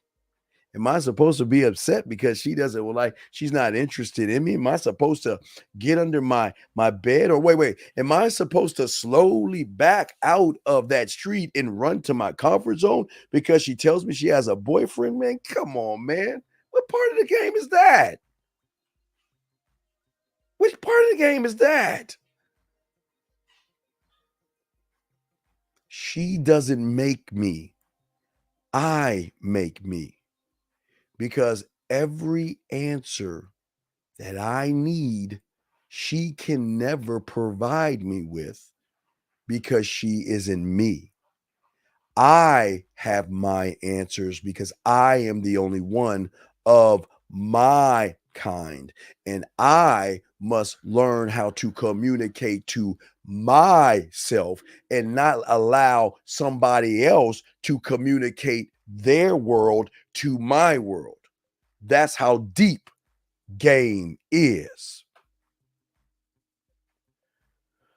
Dave, you asking a question. Hold on. Let me see here. You're asking a question. Let me see here. Guys, lines are open if y'all want to call in. Wait, you put a question in, James? What you asking? My abilities to call or elaborate with the question. Wait, you asked me a question? Why don't Dangerous? I don't know if that's a question or not. How do I get better with my mouthpiece? You can't. You can't.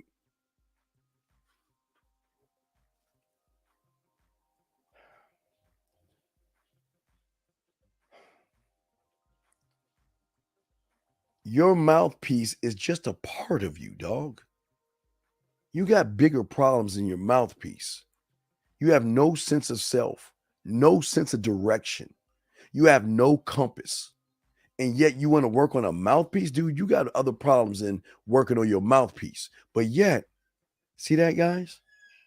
I just told that man for the last few minutes how he has to communicate with himself. And look at the question he's asking me. He asked me that question. I can't make this up. This is why the game ain't for everybody. Because y'all just, it's just crazy. I don't understand. It blows my mind. Blows my cake mind. It blows me. Wow, amazing. You see, gentlemen, for all my video game aficionados, if you play Call of Duty, guys, if you play Battlefield, PUBG, if you play Oblivion, Skyrim, or any kind of RPG game, what you'll notice is that the better you upgrade your character, the more you level up with certain traits. And see, all I'm trying to tell you guys that you guys don't understand is that you need traits. You need to create traits and stuff for yourself. But if I ask you guys, what are your building blocks? Okay, if I ask you guys, what are your building blocks, what would you say? Guys, how can one have a building block? Again, I asked that young man, how would he open the door to a woman? And I know for a lot of you guys out there that are surface dwellers are like, Steve, what do you mean open the door? You just go over there and open the door and tell her to come on in. Yeah, that's why you're losing as a surface dweller. But for me, I must sit down and cultivate what will happen in my mind and why I want it to happen in my mind. I want to open that door. But before I open the door, I want to make sure the lights are dim to bring out a little bit of intimacy. I want to make sure the music is right to set the mood. I want to make sure that I'm smelling good, looking good. I want to make sure I have her favorite wine ready to go. I want to make sure when I walk over there that when I open that door, I want to make sure that the first thing I do is look at her to make sure I recognize the time that she has taken to fix herself up to come over to my place. You see that, guys? I am creating it already in my mind. And I am not going to just tell her to come in. I'm going to grab her. I'm going to take, remember, I'm getting how specific. Right hand to left hand, grab her. I'm going to twirl her around. And as I twirl her around with the left hand, as soon as she comes full circle, my right hand is going right around her waist and I'm going to bring her in. And as I bring her in, I'm going to lean over. What choice? I got a choice of how I'm going to lean, but I'm going to lean over and I'm going to be in her ear. And I'm going to tell her how sexy she looks, how nice she smells, and how glad I am to have her here. And then I'm going to pull back. My right hand is going to grab her hand and I'm going to walk her in, not invite her in, but walk her in. See how technical this is. Just opening the door. See how technical opening the door should be. See, you Netflix and chill guy. Hey, come on in. Come on. Hey, come on in. Sit down. Come on, sit down. What I am saying is that I created. I know it because I've rehearsed it. See, y'all guys are too busy practicing. See, practicing something means that you don't know it and you're trying to learn it. But rehearsing something means you're trying to perfect what you already know. Oh my God, let me back that up. Let me back that up because I don't think you heard what I said. See, y'all guys are too busy practicing how to talk to a woman, practicing an approach and practicing doing this and practicing texting that. I don't practice, bro. I rehearse. I already know what I'm going to do. I'm just trying to perfect what it is I know. So instead of going over there and open up the door, instead of looking her in her eyes, instead of grabbing her hand and twirling her around, instead of taking my right hand and bringing it around her thigh and bringing her in, whispering her how sexy, look at her, instead of doing that, then grab her hand, How can I perfect it? See that, guys? That's how deep it is. How can I? It has nothing to do with her. How can I perfect the move? What more can I add to it to make it perfect in my eyes? Because once it's perfect in my eyes, it's good. I can just put that on the shelf in the library and pull that out whenever I want to pull out the move. But see, you guys don't even think this deep. Every move that you have should be rehearsed because you believe in the move. See, the reason why I rehearse so much is because in order to be able to look her in her eye, in order to grab her hand and twirl her around, in order to take my right hand and put it around her waist and bring her in order to turn to her ear and say those things, I must have ambition to reach the unpredictable seas that are ahead of me and realize that even though I'm going to face uncertainty with that woman on the other side of the door, that I am still going to motivate myself to do what it is I say I'm going to do. Because every woman's going to give me a different reaction. Yes, they're going to smile. Of course, they're going to smile. They're going to blush. They're going to feel good, all that stuff. But some women I know, when I bring her in the door, I can't then, if I was rehearsing it, remember, the next step would be, as I walk her into the door, I let her hand go, say, oh yeah, I forgot, grab her waist and let her butt cheek smack the door and close the door. Then I lean in for a kiss. That is perfecting it. See what I'm saying? And then from that point, I will grab her and walk her in and let her make herself at home. And then I will go get her favorite wine. See, I can keep perfecting the rehearsal. I can keep pushing and doing this because my ambition to reach the highest peaks have nothing to do about the unpredictability. Because remember, the unpredictability does not define me. What happens at the end does not define me. And because it doesn't define me, it makes me enthusiastic because I am excited about what's going on. I am excited because I don't give up. I'm excited because I don't give in. I'm excited because I don't make excuses. I'm excited because I'm not thinking like you. Because everything that I see, especially when it comes to a woman, is a new perspective on how I can change her mindset to show her why me. That's what I'm trying to be. Conquer. I'm sorry. I am trying to conquer. I'm sorry. The conquering mentality is all that I am. I'm sorry. That's what I am. Trying to perfect conquering. Because the persistence and my determination has nothing, okay? Nothing to do with whatsoever the situation. I am persistent in me.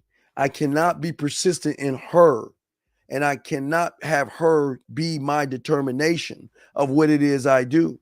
Because this is why I tell you, I'm 50 years, I'll be 51 in August. God, I love being a Leo. 51 in August. But I tell you, I'm a big kid. I don't look 51 because I don't think like a 51-year-old. I don't even think about the age thing until I know August, because August, I love Leos. But I'm just saying that I'm a big kid. And what comes with a big kid is a big sexual creativity, a big sexual imagination, and a big sense of sexual adventureness. And that's what they get from somebody that's a big kid. Because I am always curious on me, because I want to keep opening the doors, because the doors in your mind are infinite, gentlemen. They're infinite, okay? I want to open those doors that have been closed and everything. I want to open up the windows that have been locked. I want to look at all the opportunities I can be for myself and nobody else. Got a question right here. Let me ask this question right here, guys. If y'all want to call in, the number is 563-999-3056. That is 563-999-3056. Put a Q if you got a question. I got you covered. Can you explain why you're more upset with yourself when you get them when you don't. Okay, Cody, the reason why I'm upset with myself, okay, I want to be greater than I am, and I'll never reach it. It's me chasing my own ghost. But there's a thrill when I see a woman. The thrill isn't in the woman. The thrill is betting on me. I bet on myself. And I make a bet with myself, how many moves is it going to take to get her? And I bet you I can break that. I bet you I can beat that number. And I always lose to the house. I don't lose when she says no. I listen, even though to you guys, it's a victory. See, you guys will take a victory and be complacent.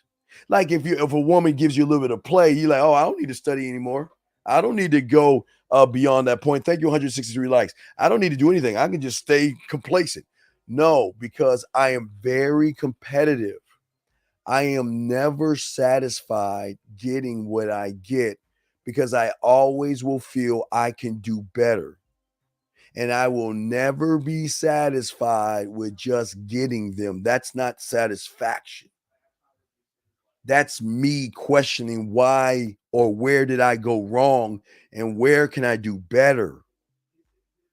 That's the beauty of game. I get to go back and rehearse, and I get to go and think of how can I perfect what it is I'm doing. That if she says no, boyfriend not interested, that doesn't bother me. It bothers me when I win because I could have done it better. I'm never going to be satisfied with a win. I will accept learns, not losses, but learns, but I will never be satisfied with a win. Okay, that's what I'm saying to you guys out here.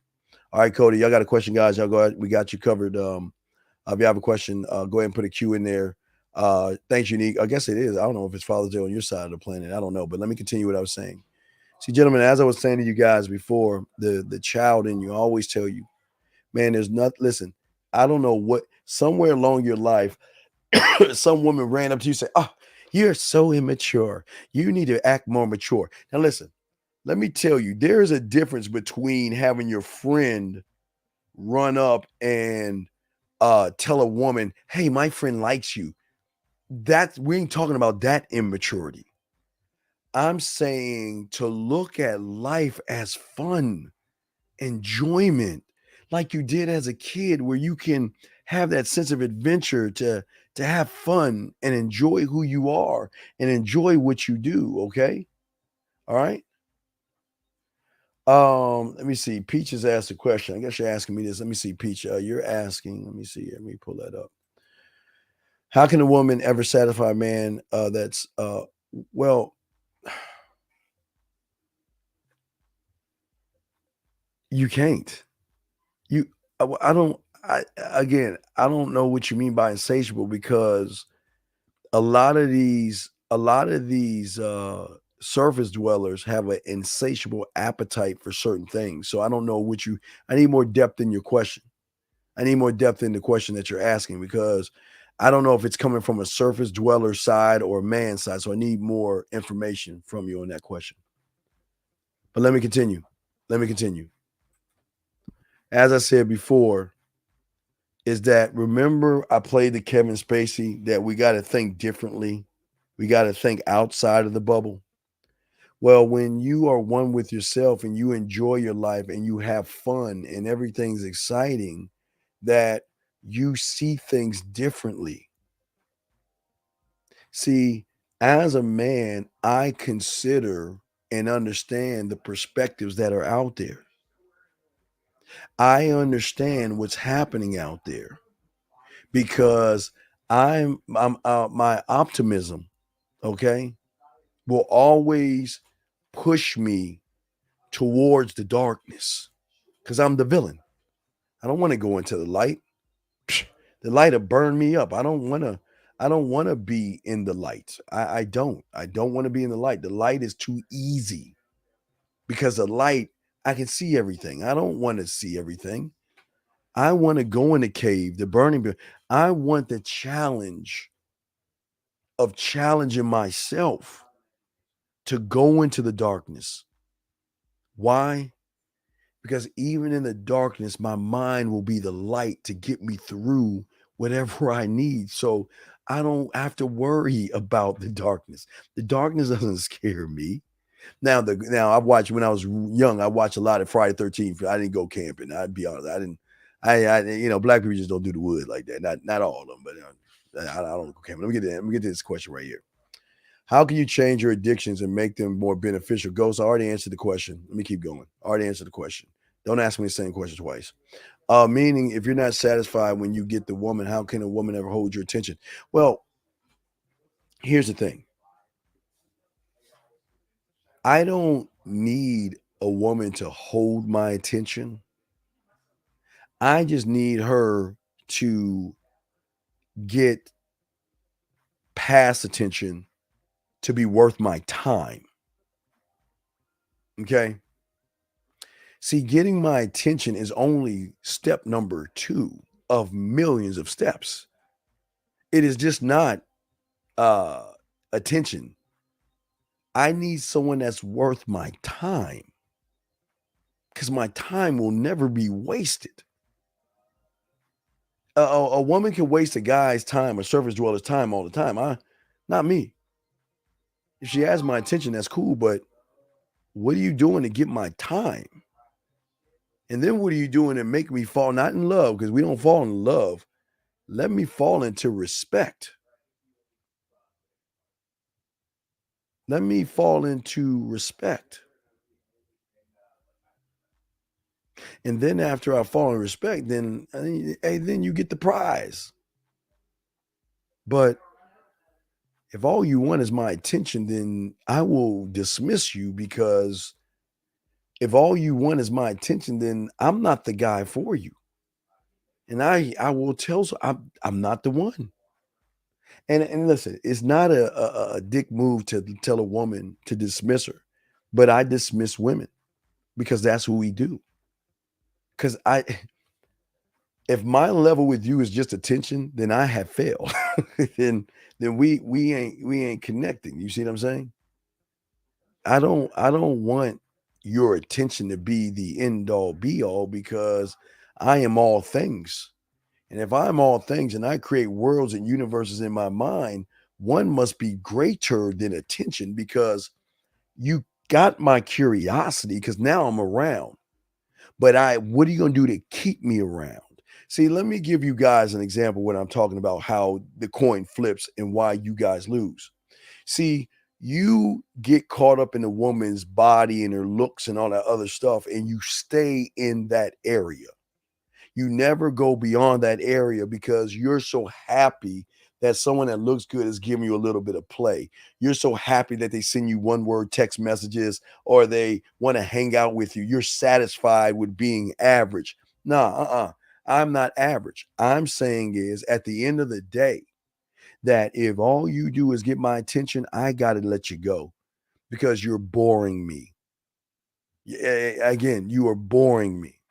And I want to, shout out to my dog that's going to be on tomorrow with me and shit. My boy, Miles Cunningham, man. Much love to my dog, Miles, man. Hey, I watched a little bit of your show today, dog. Great show, man. Much love to him, guys. Love and give my boy, go to his page, like his page. He's got a lot of great quality stuff. That's my dog, Miles Cunningham, man. That's my dog. I struggle to get a new woman interested enough to agree on a date with me. But a Q dog. It's not the struggle of the woman. It's the struggle of yourself. You can't get a woman when you ain't date material. Why would, okay. Is there something I'm missing? Is there something I'm missing here? Where has it been written? Is it on a tree? Is it on a wall somewhere? Where is it written that women have to go on a date with you? If you're not dating material, where is it written? You struggle to get a woman interested in you because you're not an interesting person to yourself. Stop using the woman as an excuse to the fact that you've got internal problems.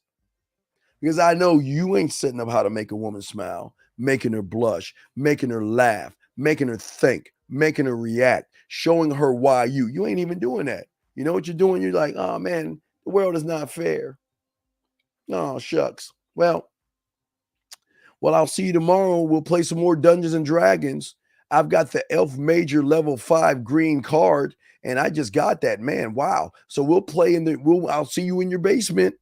I mean, come on, dude. You got to be kidding me, brother.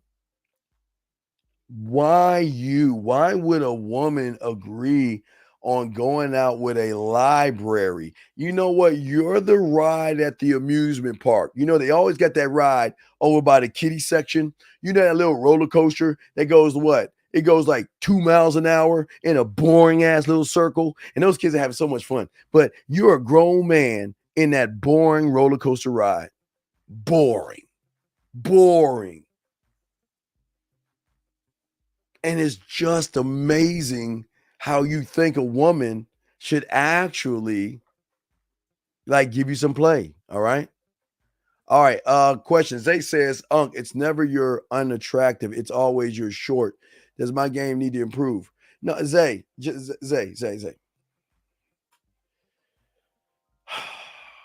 going to show you why you're losing, brother.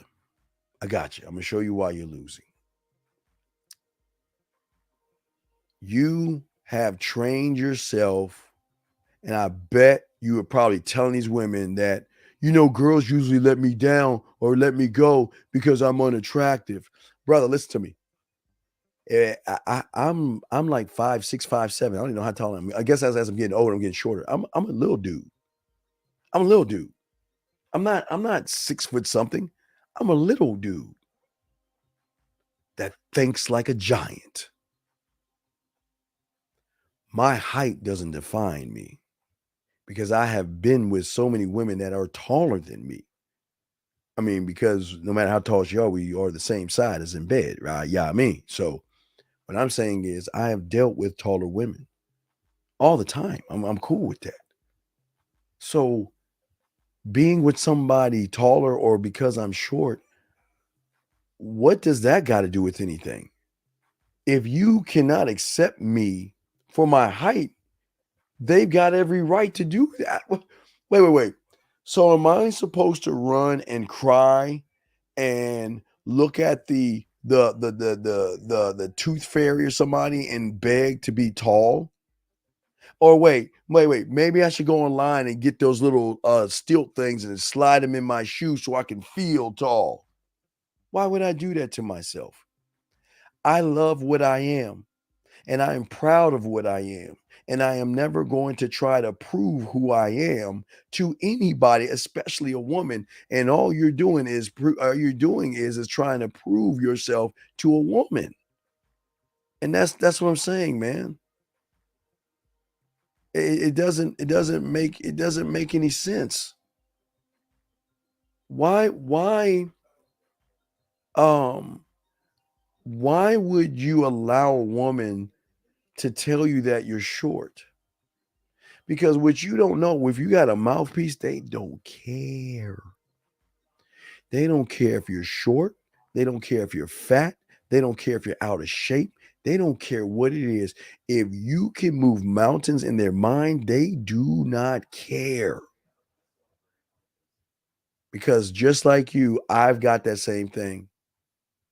Who does that short MF think he is?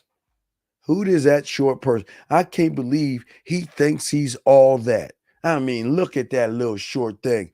And you know what that girl was like? Damn, golly, girl, why don't you just go and sleep with him? All you're doing is talking about him. Well, I'm just saying that, he's just short. He's just not my type. But girl, why are you always talking about him? Brother, I don't care if she's 6 foot, 6'4". I don't care. She can be Xena the warrior. She can be like one of those Amazons and like throw spears and shit. If I want to put my bid in, I'm going to put my bid in. My height, my weight, my color, my non or religious a political or any affiliations. Has nothing to do with anything. Has nothing to do with anything. Because I will never stand on what I am on the outside. I cannot do anything. I'm not going to get an operation to stretch my body out just so I can be tall to a woman. Are you serious? Why would I hate myself that much? I love being short. I love being me. I love being short. I love it. And if she was 6'4", you know what? I would get a box and climb up on that little box just to get it right at you. I don't care. I'm not ashamed of it. But you're ashamed of yourself. And because you're ashamed of yourself, this is why you're messing up. I emailed you my number. I had a question. Can you call me quickly, please? Okay, I got you, Unique. Let me. Oh wait, let me see if I can grab your number real quick. Hold on, Unique. Unique, did you put it in Facebook or email? Hold on, Unique. Give me a second, Gov. I'm gonna call my. Oh, Unique, I got you, dog. I got you, Unique. I got you. Let me call my dog, Unique, in London, bloody London. We're about to call London. Hello, my name is Potter, Harry Potter. Hello, Governor. Bloody say we're gonna call our friend Unique. All right, hold on. We'll call Unique, man. Hold on a second. I know he's like, Steve, you got the worst British accent. But you know what pisses me off about you Brits, Unique, is that y'all have good English accents. It's like, I watch a show and you be like, yeah, man, I'm going to go ahead. Hey, baby, I got this. Stay back. I'm going to kill you. You know what? I got you covered. Yeah, I got you covered. You're like, damn, that's a good English. And then you see him on a night show or something like that. And then like, oh, I like to welcome such and such. And he walks in and says, so how you doing? Well, I bloody say that. I just like, and I'm like, what? Wait a second. How can he speak better English than me? And then he on that mama. Well, you know there, Governor, bloody say that. I'm like, what? Blows my mind every time I'm watching like Walking Dead or Fear the Walking Dead or any zombie show, and there's always an actor. I'm like, dude, how are they speaking good English? And then all of a sudden they get on those talk shows. They're like, yeah, say, I just like to take the time to fight. Thank you very much. I'm like, what? All right, hold on, you nigga. I'm talking too much. Wait, hold on. I just wanted to share that with y'all. It just blows me away. It just blows me away. Blows me away. But all right, Unique, I'm about to call you right now. Make sure I got your number. All right, we're calling you United Kingdom. Let me go and turn this down. Calling my boy Unique in the United Kingdom. Unique, pick up your phone, dude. It says you're unavailable. Pick up your phone. I'm gonna try you one more time. Unique, pick it up. It just hung up. Pick up your phone, man. All right, man. All right, we're gonna move on. Let me see if I dialed the number right. Hold on, Unique. Maybe I dialed the number wrong. But I dialed it twice. You did not answer. So I'm going to move on. Let me make sure I dialed the number right. Yeah, I called you. It didn't work, dog. Didn't work. Just type your question if you want. I'll answer it later, bro. I tried to call you twice. Did not work. The call didn't answer. So anyway, I'm going to continue. Let me answer y'all questions. Just type in your question, Unique. Let me see. Recently had this girl in my class. I got to go to coffee date with me. She paid for it, but I couldn't get her to agree on more. Your point. Well, what are you expecting a girl to buy you coffee? I mean, is that your worth, coffee? Oh my God. I'm sorry, ladies. I do have to apologize for men. I'm sorry. I apologize for men. Okay. Let me keep going at some of these questions. Let's keep going. Let's see what we have here. Let me see. All right, got it good on questions. Lines are open if I got questions or whatever. Let me see how many minutes left in the lines. Oh wait, 302. Okay, 302. I'm about to bring you. I'm sorry. You got 6 minutes left. 6 minutes to call in. 302. How can I help you, sir? What's up? I'm listening for now. Okay, just press 1 if you have a question. Okay, so we'll throw you back in. Just press 1 if you have a question. Guys, we got 6 minutes left. If y'all want to call in, we're going to do another hour, chop it up so y'all can call in. Got you covered if you have any questions and all that other stuff. But let me continue. All right, I am going to get back to what I was talking about and discussing. See, the thing is that I love the fact that I look forward to the challenge. And this is so crazy. It's not even a challenge of the woman. I wanted the challenge. Guys, when you guys lock this down, you're gonna push the challenge even further because you know what's so great when you can tell a woman that you're not the only one from the get-go. And for her to say I'm not interested, but then become interested. Do you know how great that's the man? There's guys. Oh my gosh, I love the challenge. It's just guys. And listen, and I'm not trying to be a stick in the mud, but I challenge myself. Like just getting them is too easy. It's too. It's been. I want the challenges, man. I want the challenges because the rewards are much greater when one is challenged. Okay. Because everything that I do is I'm moving on who I wait. Let me bring in 302 here. Hero Day. Okay, 302. What's your question, brother? What's up? Hey, Dean, what's going on? So, I'd like to ask you help. Okay. So, met this chick last night, dancing in salsa, bachata, all that kind of good stuff. And I spit a little bit of game to her. Now, shout out to you, man, for the fucking man attitude product. Amazing product. It's helping me get my shit together. Anyway, I need your help because she called me, but I was just at a jazz concert. I just got back to the crib, and I wanted to kind of like get help. Wait, you try to get you try to get her to the crib? No, not my crib, but just kind of like I guess get her more into me, if you will. Okay, wait, walk me through it. Okay, when you say get her into you, what do you mean by get her into you? Talk to me about that. Okay, so we were really into each other last night, but I had to leave because I had to take the subway back from okay. So Philadelphia. when you had to take the subway, what'd you say to her? Man, I don't even remember. No, but then if you can't remember, then you lost. You know what I would say to her? You know what? I gotta get the subway. Listen, you know, I'm as much as a great time I'm having with you right now. I mean, look at you. I mean, you're absolutely just going to spinning around all that stuff.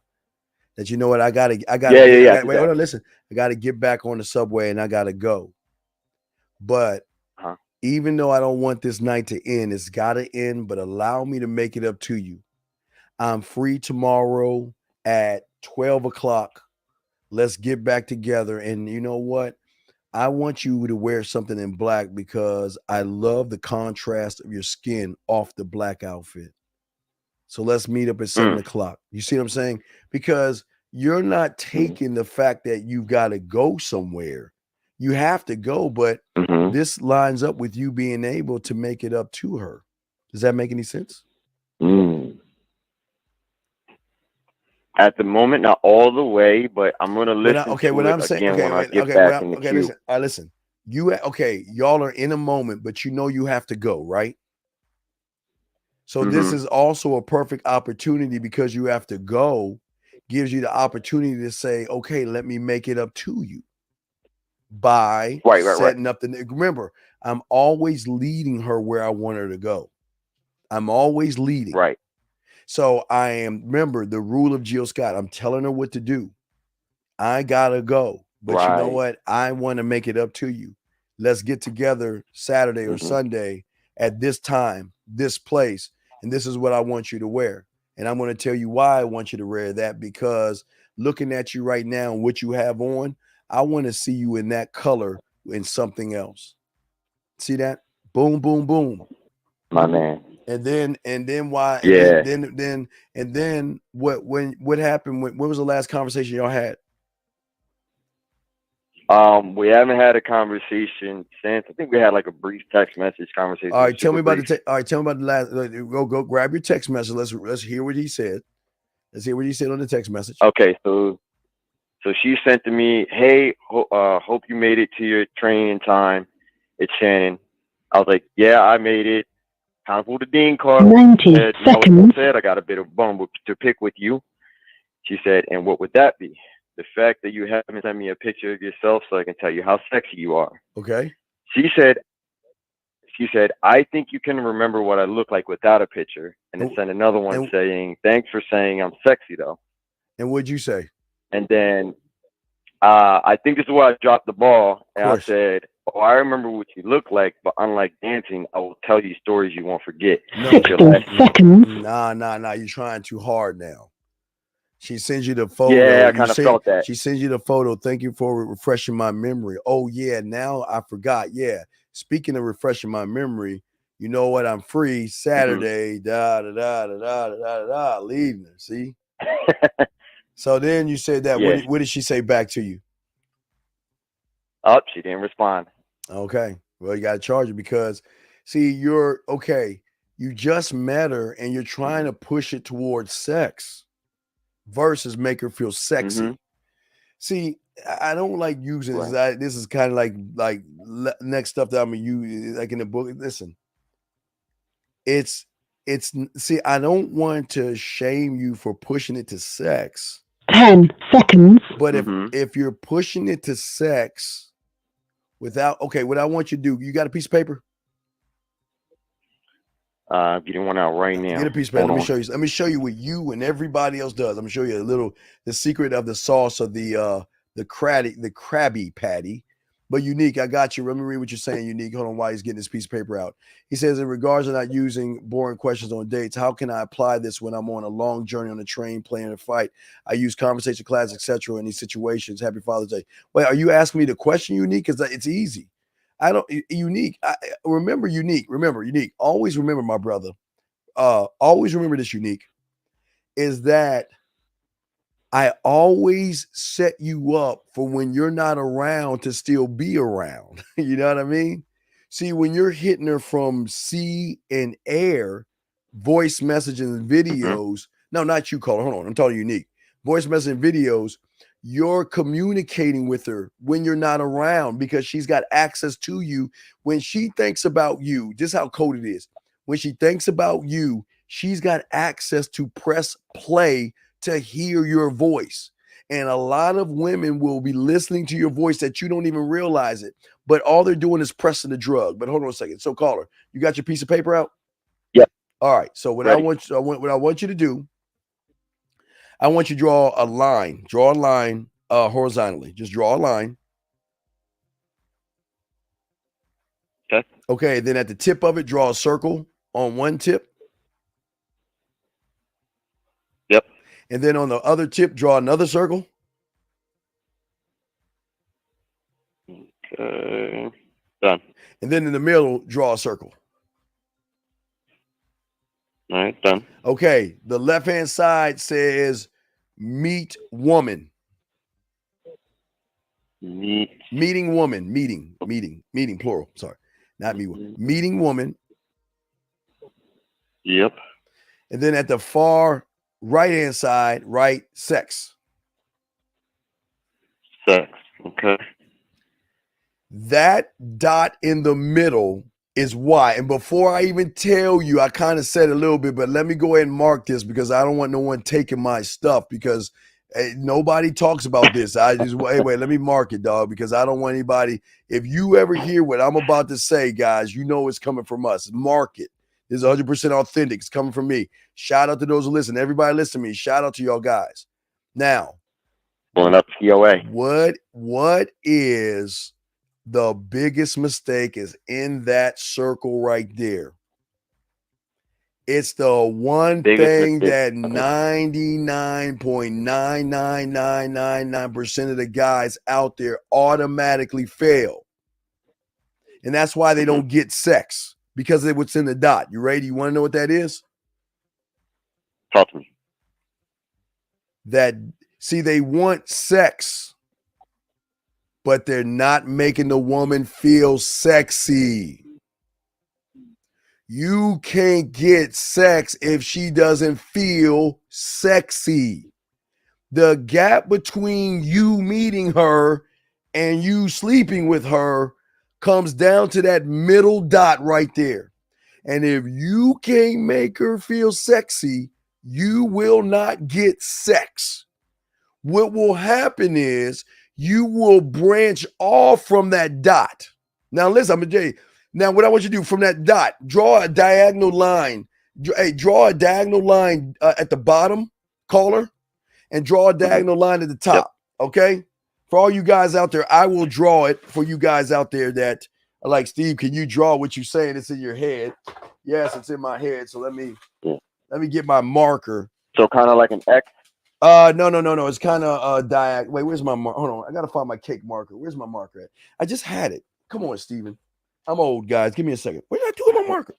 Come on. What the fuck? Where's my marker? The fuck? Hold on,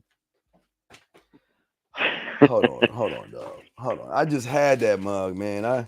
Guys, I'm gonna show y'all something, but I can't really show you everything. But guys, all this stuff right here is something brand new that I'm working on. I cannot show you.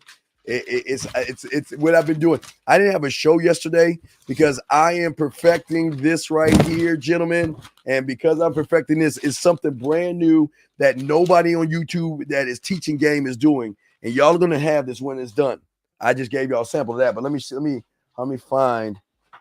Here it is. Oh, the marker was under the notebook. All right, here we go, guys. Here we go. I want y'all to see what I'm drawing.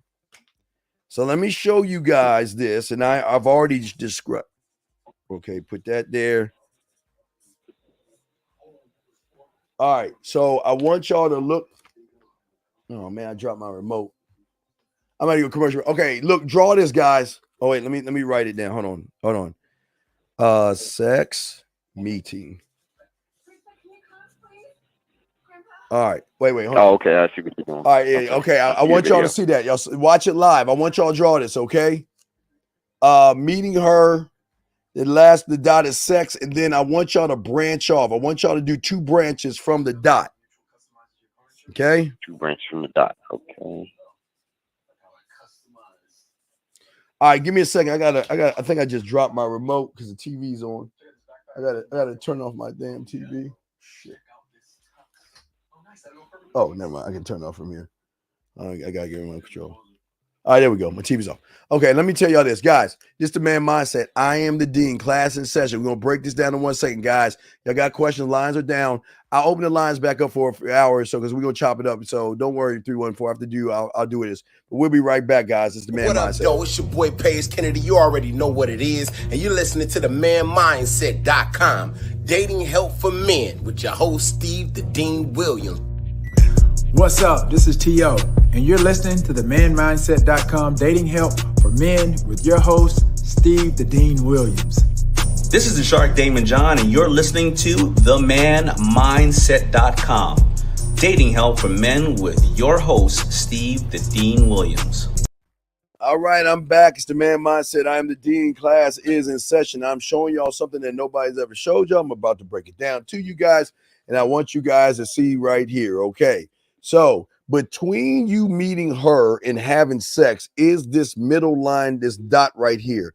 And this dot is if you do not make her feel sexy, you are going to veer and either, you're going to veer and either be her friend or you're going to be the creepy guy. Remember I told you guys and I showed you guys, let me take this down real quick to show you what I was talking about. Remember, guys, I told you everything y'all do is all about balance, and it is what you do that's going to veer you off. And if you cannot make her feel sexy, you're going to veer off into the friend zone or the creepy zone. See, a lot of you guys want sex, which is not a bad thing. I'm not here to shame you for that, but the reason why you're not getting it is because you don't understand how to make a woman feel sexy. Does that make any sense, caller? Yeah, I got a follow-up question after you finish. No, but go ahead. What's your follow-up question? What's up? So, is it that we gotta talk to women that as if we maybe not like a boyfriend, if you will, but you know how like Fuck you know no boyfriend? What? Okay. Wait, boyfriend? Okay, no. Let me explain. Right. So. You know how like inexperienced guys like myself, like when we're really, really inexperienced, yeah, to the point where it was like, okay, so we get a girl and we don't know how to talk to women, but we get this girl, we so happen to be lucky to bag her, and we talk to her, But stop right there. But stop. But wait, stop. Wait, stop. Listen to how you're talking. You're lucky to bag her. brother, I have never said I'm lucky to get a woman. She's lucky to have me. What are you talking? Wait. What is this luck thing? Please explain to me. What do you mean you're lucky to bag her? What does that even mean? What does that mean? That's a great question. But you said it, so I guess explain. What does it mean? I don't. What is it is? Yeah, what is lack of confidence. Well, yeah, because right, but again, when you're feeling lucky, you're not making her feel sexy. Feeling lucky ain't making her feel sexy. But go ahead, I'm listening to you. Yeah, it's like this is an example I like to use, right? Like you know how no, I don't know. Oh, I know about Spider-Man. What about Spider-Man? Okay, so Peter Parker gets his powers, and we all know Peter Parker is a pussy. So Peter Parker gets his powers, and he's Spider-Man. He's still Peter Parker at the end of the day. But you know how in the third movie, like the Tobey Maguire version, when Venom came, when he got Spider-Man, you talking about Venom? You talking about when Venom hit him, when he got Venom inside of him? Yeah. What about it? Yeah. Like he turns into like this badass man. Like, he turned into a man. Badass, completely turn around. Meaning that anything, I think they're trying to tell you anything black is good. But go ahead, I'm listening to you. What I'm asking is, is it that we're supposed to get into that point, if you will, like who we are? Well, yeah, because Venom is a conquering. Venom is a conquering symbiote, so he's all about conquering. Yeah, Venom is all about Venom. Venom doesn't care. Listen, I'm not the hero. If you're looking for a hero, I'm not him. I am not the hero. I am the villain. I am the conqueror. I'm not here to put on a cape and save the day. I'm here to conquer. That's it. Conquer. That's it. Yeah. So yeah. But what's your question about that? Like you saying should you be like Venom? Yeah, in that sense. Just I know how you express in class, being that asshole, if you will. Well, you're not an asshole. See, y'all get it wrong. You're not an asshole. We're not bad boys. And listen to me. I am a geek and I'm a nerd. Again, I don't know if you heard me earlier today. I was so geeky that I went on Facebook and I recorded the Darth Vader lightsaber scene because I was so excited about it, like a nerd, like a loser. Now I won't say a loser, but I'm a geeky sci-fi guy. You know what I'm saying? I love cartoons and sci-fi stuff, right? But what makes me an asshole is not that I like sci-fi. I like watching The Boys and all the things that they have. What makes me an asshole is a woman can't get away with me. What makes me an asshole is that I am not out to kiss or impress a woman. What makes me an asshole is I'm all about me. But what makes me an asshole is I go after what I want. What makes me an asshole is everything I do is I do it for me. Makes me an asshole is that I'm not trying to fit in. I'm not trying to be what she wants me to be. That's not my job.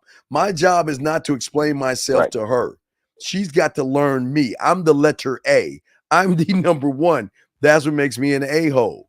I'm an a-hole because I'm not a victim. I know how to make up my mind. I don't follow anybody. And I'm honest. I'm very passionate. I mean, through the poetry, you can tell the passion. I'm very smooth as well. But I go after what you're a black belt in it. Well, yeah, no, I don't even know that there's a color where I am right now. But what I'm saying is that I may be short and old to everybody else, but I'm beautiful to myself. That's what makes me an asshole. I'm an asshole because I never apologize for what I do. I don't. I'm an a-hole because I do what I want. I'm an a-hole because I'm unpredictable. I'm an a-hole because I don't break rules. I create rules. I don't break them. I create them. Okay. I'm an a-hole because I don't put women first. I don't roll fruit at their feet. I'm too busy rolling fruit at my feet. But see, I'm an a-hole for that, you know. But see, the thing is I'm not trying to be an a-hole, and I'm not trying to be a bad boy and all that other stuff. It's just I know how to unlock things in a woman because I know how to lock those things inside myself. So I can walk away from a woman, I can dismiss a woman, and I can say no to a woman. And that's what makes me a challenge. And if I am a challenge, I'm very intriguing because I'm not doing this for the woman. I'm doing it because that's what I am. That's what I embody. I don't want to, I'm not here to pretend with a woman. What you see is what you get. And, or excuse me, what you see is what I give you. Okay. What you see is what I give you because you gotta, where's it at? Do I have it? I thought I had it near me. That's my Negan bat. I can't find it. But anyway, what I'm saying is that what makes me an a-hole is I'm all about me. But through me, even though I'm an a-hole, I'm still the guy that can push her beyond her edge. I'm still the guy that can make her see things in herself that she's never seen before. I'm still the guy that can make her smile, laugh, blush, think, react. I'm still the guy that can send great voice messages, text messages, video message. I'm still the guy that can read between the lines. I'm still the guy that can know when you're having a sad day versus a bad day versus a cramped day. I'm still that guy. So even though I am an a-hole, I'm still that motherfucking guy. Yeah. You know what I mean? Yeah. So that's the difference. With it. Yeah, but I'm saying I created this. See, you just have not created your you. You just haven't created your you. So the reason and hence the call. Right. But but the thing is that I'm always rehearsing me. That's why I can be the way I am, because the average guy isn't doing anything. So I've got the advantage. So if I got the advantage, don't you think I can set the rules? Don't you think the star quarterback can set the contract? Because I come up and perform the numbers. When it's go time is 4th and 15, and I get the first downs. When I'm shattering records, throwing touchdowns and everything, when it comes time to negotiate, don't you think I got the advantage? Because I can up and leave and go to another team. You see what I'm saying? Another woman anytime. I'm not gonna beg. I am not begging. But they will beg. Right. I'm not begging. I don't see a woman bad for begging, but have you met me? Of course she's gonna fucking beg. And again, for some guys, they might be, oh, that's pretty arrogant. See, but have you met you don't know what you guys can see how good my mouthpiece is. I'm bad. But if you're not thinking this way, then there's something wrong with you, because you should feel this way about yourself. But one can't feel that way when one isn't creating what one should create. You're not creating anything. I'm creating everything. I'm creating, again, down to the way I touch her hand, down to the way how I hold her hand, down to the way before I grab her hand, I can take my thumb and go right down the center of her hand, come back, start from this way before I even grab her hand. See, you just grab her hand. Why would I do something so basic? I'm talking about starting from the bottom and grab her hand, slide it down to the wrist.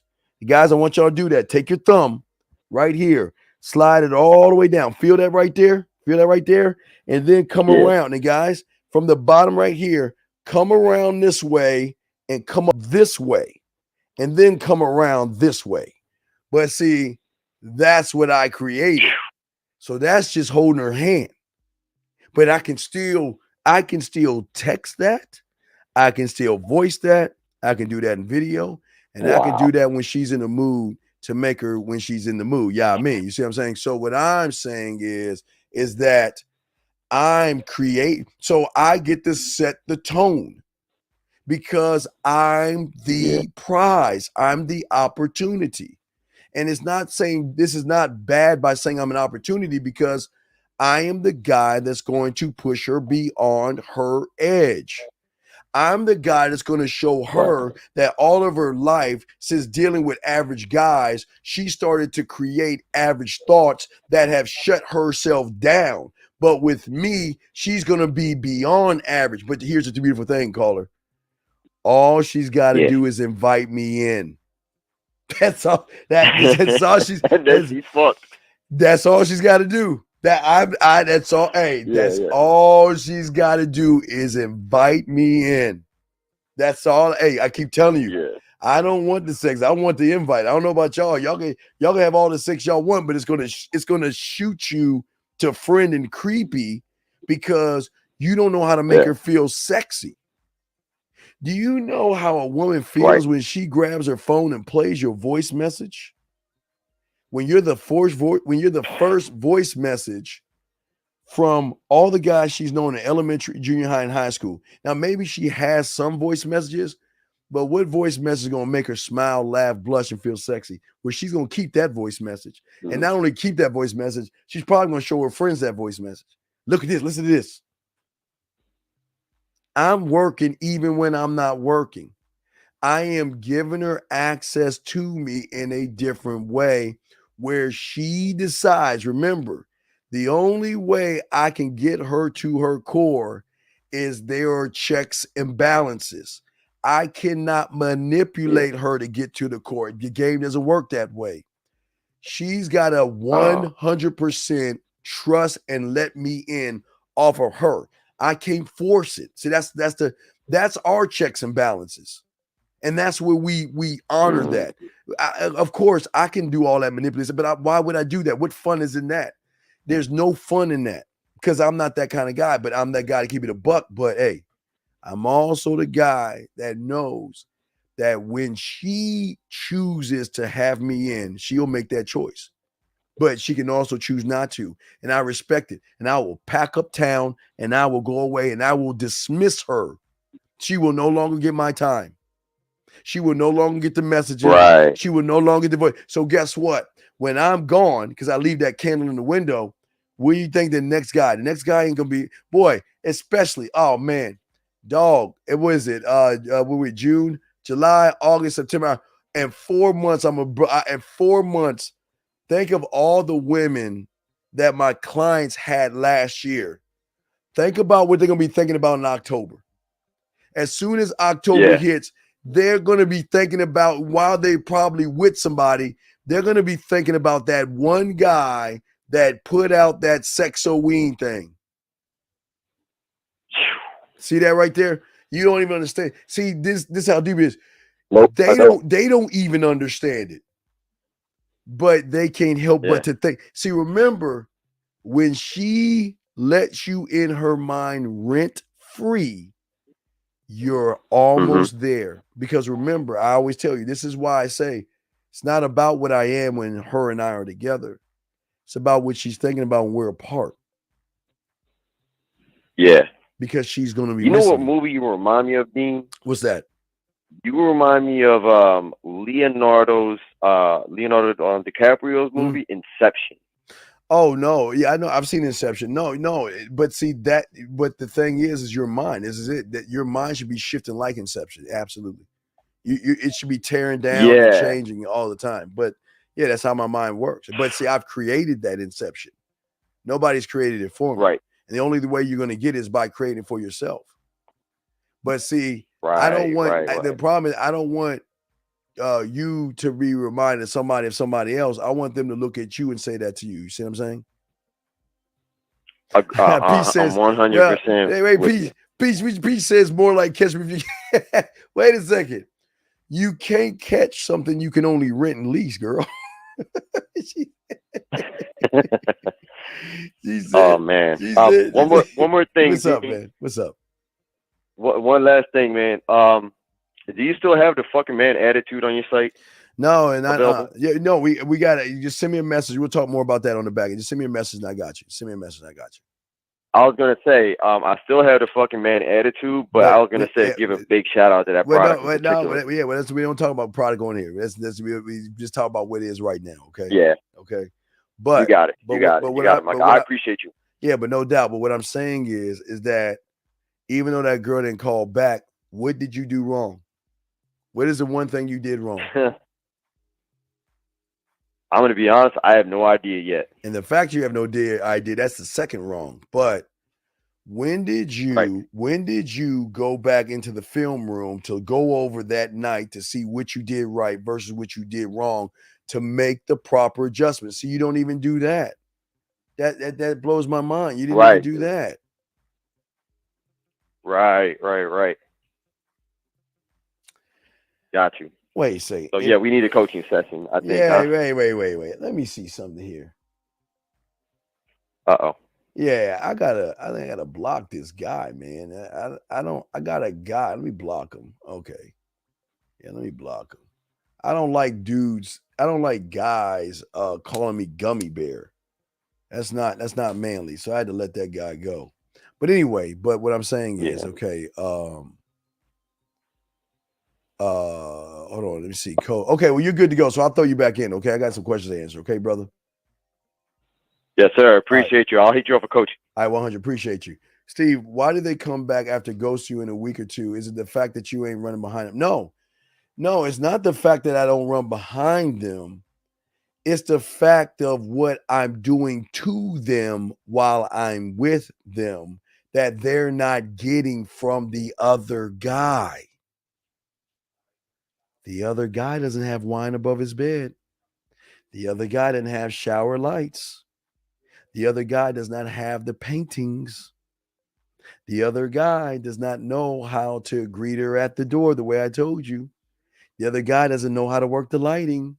The other guy doesn't do the sexo-ween. The other guy doesn't do the Easter game. You see what I'm saying? So I'm already good because I won her. No, that was just on I'm sorry, on TikTok. Somebody on TikTok. It's not you guys. What I'm saying is it's not that I'm trying to get them back. I'm the draw. Okay.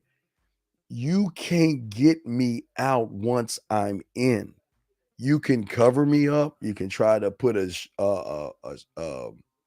couch over the rug, and you can try to run away. But the beauty is, the more you run away, the closer you want to become, because you can't run away once I'm in. Because I set the standard. I'm saying, guys, if her standard, okay, let's think her standard is,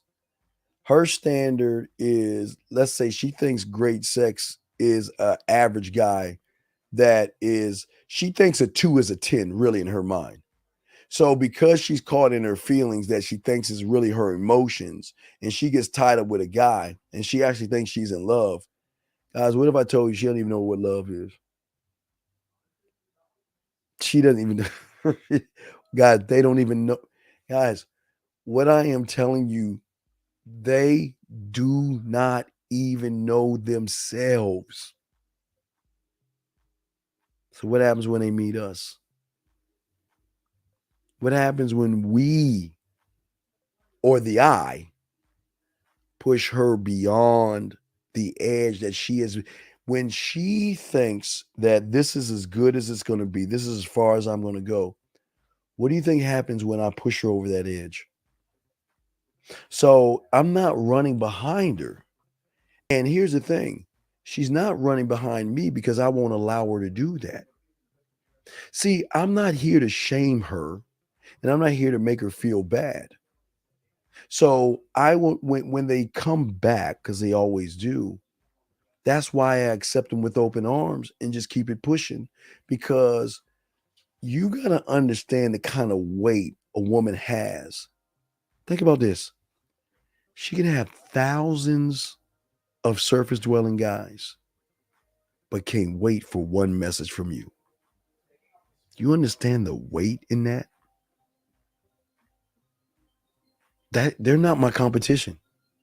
They're why she can't wait to hear from me again. But I just want that invite. She can fight it, deny it, Run away from it as much as she can. And some of them are strong enough to hold out. Oh, they can hold out. But even in holding out, see, here's the problem in the holding out. See, I've got it set up where they can't even be sneaky on the shit. See, a lot of women will, because they have access to the voice in the video, right? A lot of women can just press play and you don't even know that they're pressing play. But I've created that. I've created that. I have already have it in position for them to think that they can sneak and listen to my voice or my video or listen to the poetry that I write and think that they can get away with it. Okay? But the thing is that I am already in. It may take a bad relationship because again, here's the question. Well, why isn't he doing that? Why isn't he? You know, again, the countryside. Think of 207 likes. Think about the countryside. She knows it's about to rain and she's like, fuck. All right. Hey, I got an idea. Why don't we just drive the countryside and have some fun? Well, why would you want to do that? I don't understand. I mean, I just washed my car and waxed it. Why would I want to take my car out to the countryside? I mean, like, what are we going to do? I mean, like, what are we going to do? And she's like, okay. I'm serious. I'm serious. I'm not even joking with y'all guys. Y'all think I'm laughing because I'm like think it's a joke, but I'm serious. Everything I do is I know he's not doing it. And once I master the bedroom, then that thing will always be woven in. Master the bedroom, guys. That's all I'm doing. I'm just imprinting me on the thing that they don't even know that they have. But what happens when they realize they have something and the only way to get out of it is me? So I'm the cause of the pain, but I'm also the cure that will take the pain away. Thus also bringing the cause of being the pain again, because it's the pain of not having me. It's the pain of missing me. It's the pain of wanting to talk to me. It's the pain of seeing me. But the cure is soothing that pain with a message. Guys, it's just not even fucking fair. I'm serious, guys. It's just not fair. It's just not fair. It's not. Let me answer this question right here. As a result of me being honest kid, mental trauma has been given away to my. How do I confront those negatives? Well, the problem is you're not. The problem is you're not actually. See, the problem is, and it's unfortunate for you young guys out here, that you're too busy trying to confront something you should leave the F alone. Can't cuss because I'm on TikTok as well, so I can't really cuss. But you guys out here listen to me. You are not by any way going to defeat your mind. There's no way you're going to beat the ego. You might charge you were too busy trying to fight something. You listen. The negativity will always be there. But as I said before, wasn't there a time in your life where you thought you couldn't count? Wasn't there a time in your life you thought you couldn't say your alphabet? And wasn't there a time that you said to yourself, man, this looks really hard, right? But yet, what did you do? Once you said it looks hard, you were in theater number 1. But instead of staying in theater 1, you studied, kept going, moved on, where you then created another theater beside that theater. And all you did was when you wanted to go, to the theaters, you skipped theater 1 and went to theater number 2. Even though theater 1 is there, you cannot defeat theater number 1. You just got to move away from it. You cannot defeat it. Don't try to do it. Do not try to do it. Okay. Just to clarify my super chat, I'm referring to when you're talking to a woman who is on a journey with you. Am I making sense? No, I got to look at your super chat again, Unique. I don't understand what you were saying. I understand what you were saying. Justin, let me get yours. Let me get Unique. I'm gonna go back into yours again. Earlier you were discussing why you win when you take action, and you want to take instead of the result of the action. What happens on a mental level when you do this and when you stop doing it? Well, Justin, tell me.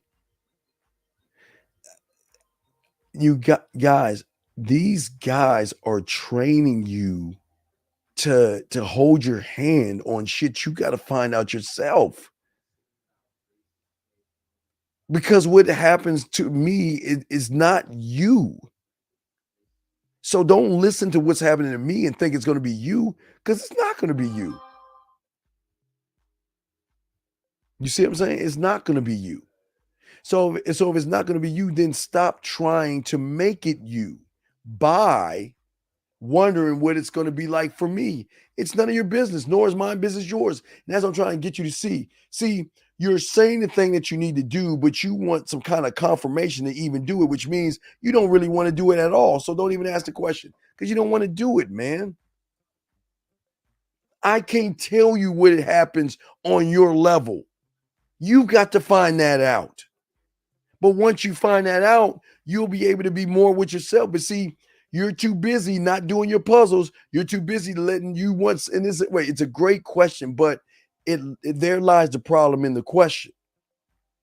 Because you want to know what happens versus to see what happens.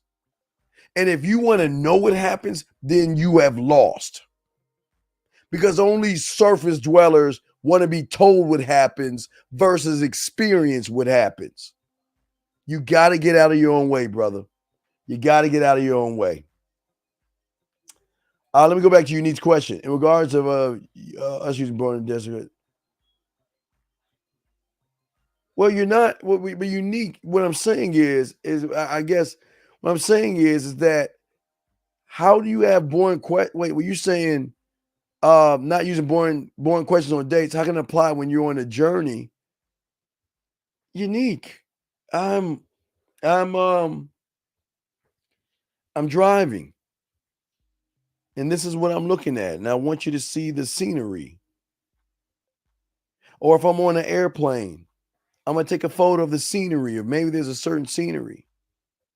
And then when I get to land and be able to send that scenery, I can say, you know what? I took this picture in the scenery because I was thinking, wouldn't it be cool to see that out your window? And then I slowly kiss you right in the back. Like, follow me. I got to back it up because I'm going past the point. I'm kind of rushing, but I'm saying that wouldn't it be the reason I took the picture of the airplane scenery outside my window is because if I had you next to me in that moment of that scenery, not only will I point that scenery out, but I would say, this is the beauty that I see when I put my lips on you. This is the scenery that I see when I whisper things in your ear. You see what I'm saying, Unique? I'm not asking no questions. I'm breaking things down. When I'm driving and I see a wooded area or a scenery, I took this picture because I said, you know what? If you were in the same car with me while I was driving, I would pull that car over and go somewhere in those bushes and then put you up against a tree, put your leg over my shoulder and, munch. I guess TikTok. I can't say what I want to say. It's TikTok. So guys, I know I can't say that, but I'm just saying that you guys are not looking at it the way it should be seen. I'm on a train and I'm on the train and I'll take a picture of a blurry thing and they would say, well, what is this picture? I can't even see anything. That's my point. Because you wouldn't be seeing anyway, because I'll be kissing, whispering, and looking at your eyes. And as you take a moment to look out that window, this is what you'll see. The blurry past of everything passing by, because I'm going to have your time. You see what I'm saying? So that's y'all see how deep game is? Everything is game because everything I'm doing Unique is leading her. There's nothing that I get everywhere I go, I can always use where I'm at to set up a scene of something. So we hit the train, we hit the plane, and we hit the long journey. So I think I hit all three of those things, Unique. Okay. So every situation, I just hit every situation. Okay. Do you see what I'm saying? I'm hitting every situation, but I'm not asking her any questions. I can't. Now, some airplanes you can talk to them because of the Wi-Fi, but if I'm on a plane and I can't talk to you, I will take the photo of what I see, as if I'm driving in the woods versus on a train. All these things are setting up scenes to say, if you were there with me, this would happen. And the reason why I'm sending you the photo is because you crossed my mind. Okay. All right. Top 10. Let me show you where you went wrong, unfortunately. And this is where you go wrong. Top 10. You're not top 10. Change that to a negative infinity by saying the statement.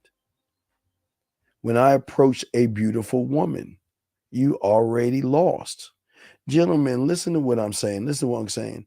As soon as you say beautiful, sexy, gorgeous, whatever you say, you lose because you have in her mind, she's written space in your head.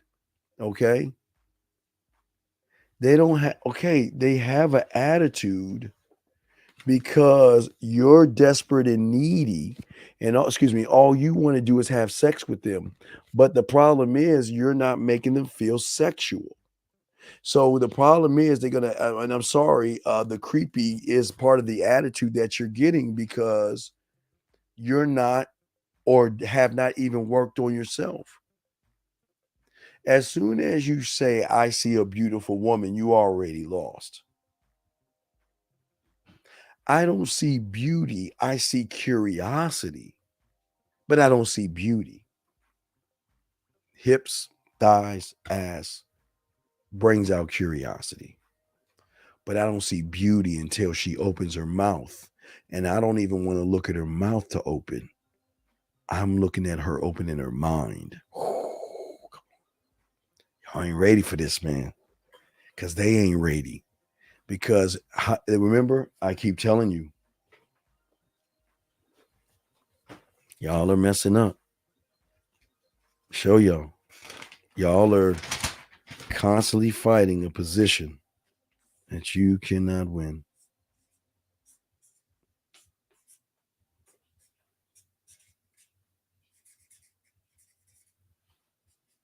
I'm going to show y'all.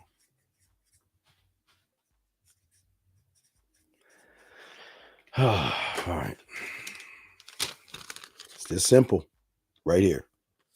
This signifies her body. You are always attacking the wrong thing versus go straight here. This gives you access to everything. And that's why they're not used to us. Because the sexuality is the battle that I am creating, because I'm not trying to go for the body. I'm intriguing enough to tap into her mind to make her fight herself to decide, do I give him some play? Do I talk to him? What do I do? You see what I'm saying? Hold on, let me get to this right here. Question right here. Wait, I'm sorry, Joe. I got wait saying. How can you make it feel sexy without calling him sexy? Well, there lies the thing. You tell me. How do you scribe to make her feel sexy? I keep telling you, there's a point system. Smiles, laughs, blushes, great conversation equals trust. I mean, no trust turning into trust, right? But even that trust doesn't mean sex, because even though she trusts you, she might flirt with you, which is level 2. And just because it's flirting doesn't mean sex. One must get sexual trust. I keep telling y'all, but through sexy get sexual trust. But she's not, y'all just don't understand. Y'all are just self-sabotage yourselves. Why is conquering more space in her mind than is more essential than trying to force her away? Because all right, Joshua. Okay, listen. Joshua, I am sex to me. I'm the prize. I'm the one that could make her do things that she's never even thought about doing sexual. So why would I go after a woman who has only been with average? But the reason why she thinks is some of these guys are above average is because the emotions or her mind have played a trick on her to make her think that the person that she's with, there is an emotional tie which she thinks is love, but it is actually a feeling. When she gets with me, she's going to actually experience love, which is going to be the worst and the best thing for her. But anyway, but here's the thing. Listen, Joshua, I appreciate the question, but here lies the problem. The problem is that this is not the right place for you, because you're questioning your desperation and thirst over thinking. You're too busy playing. You're not even playing checkers. You're like playing fucking hangman or tic-tac-toe on a piece of paper versus a woman that is playing chess. And you actually think that you, who has no game, can't talk to any woman. You can't even make a woman smile. Do you actually think that you want to have sex is going to get you sex? You are insanity. You think it is. See, I don't need to explain the why, because if you haven't been listening to this show, then this is not for you, because I've explained the why to you. Okay? I've explained the why. Do you understand the beauty of the mind? Okay, first off, no, I know you don't, because you don't even know your mind. So what I'm saying to you is like hieroglyphics or like Klingon. You don't even understand where I'm talking, because I know the beauty of the mind. And that is so intoxicating and so addictive that I got to keep learning more. And if I know what I know, and I know she doesn't know what I know, then I know when I show her what she is and she begins to know what it is I know, and she realizes that what she thinks she actually is, insecurities, emotions, and looking for happiness. What happens if I access something in her where she goes beyond that point? It's over. I get it all. You know, the best thing about the mind that you understand is that, and again, this is messed up. And I know I don't want you guys judging me. This is messed up. This is messed up. But it's just what it is. Yes, I create the battle in her mind because of the position I put her in, where she misses you, thinks about you, and tries to deny any strong feelings for you, because any thought of a strong feeling for you is submission. So what is she going to do? She's going to keep fighting that feeling. But the more she fights, the more she sinks in, and she doesn't even realize it. I created that to conquer. I want it all. And if all you want is what is between her legs, that shows what kind of person you are. And that's why you're not getting anything, because your value, you have placed value and worth of what's between her legs. So then, because you're placing value and worth of what's between her legs, what are you saying about every woman out there? You're automatically saying all these women are sluts. You're saying all these women are no good. You're saying that. I'm not saying that. You're saying that because you're placing a value on what's between her legs and not what's between her mind. I challenge her to be more than what she is between her legs. I challenge her to think more or think deeper than what she's ever thought before. I challenge her. I mean, when she's with our kind, I challenge her. Okay. Okay.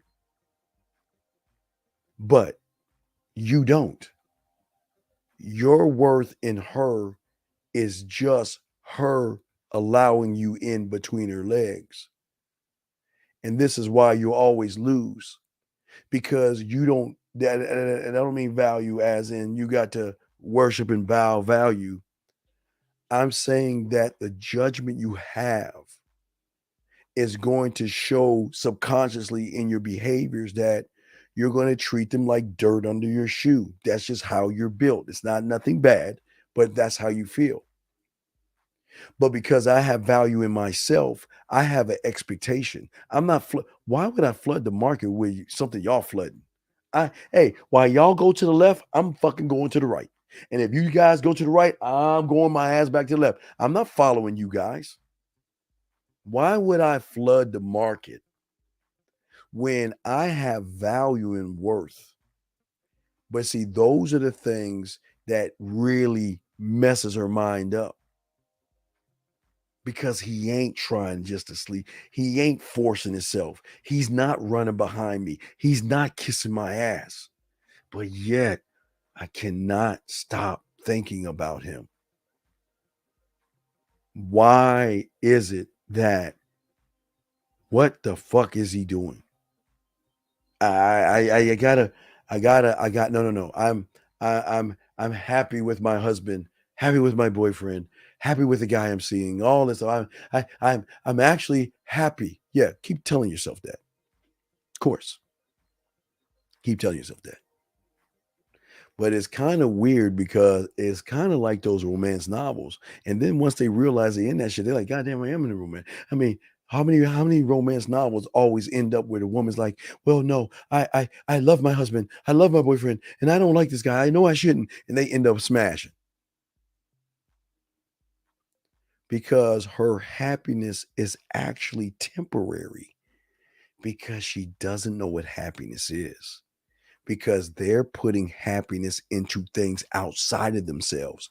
They think the man makes them happy. They think the dress makes them happy. They think the shoes or the hair and all the stuff makes them happy. And that is an I do, and that's not an I am. So this is where I win, where everyone else fails. Because she thinks happiness is in that guy or that husband or whatever the fuck she thinks happiness is. What happens if I show her what actually happiness is? That she doesn't need any of those things. She just needs a little bit of instruction from me to realize that she can tap into her own happiness herself, and she doesn't have to place happiness outside. Think about what all women do. They always place happiness outside of themselves. They think that, remember the trick of the mind that screws them over is that the mind wants them to think that the happiness can be in a man, or the feeling of you're in love. Remember the emotions. Okay, think about, some women can be in love with a guy. Oh my God, I can love him. Like they'll see a guy at the gym. I'll give you an example. They'll see a guy at the gym. Oh my God, look at that body. Ooh, my God, I can love that. Ooh, look at that body. I can love that, right? That's what the mind is doing. Oh, he look good. He can make me happy. He look good. He can make me happy. And then you see me like, well, what's going on with you? She's like, oh my God. And she forgets about him like that. And you know what's so funny is she doesn't, you don't, listen, caller, these women out here don't even realize that they are cutting guys off that fast. And don't even question why they're cutting them off. One moment they're happy, they think they're happy with him. And one moment they think he's the one. But as soon as they're done, they're done. Now, what's the difference between me and that? Is that I'm not trying to be her outside happiness. Because if I was doing that, I would be like you, because then I would be trying to pretend and play a role of taking and manipulating a feeling she has versus it's actually a lie. But I am not her happiness. I'm just a man. Cannot be her happiness, nor will I ever try to be her happiness. What I'm going to do is I'm going to show her how to find happiness in herself through me to herself.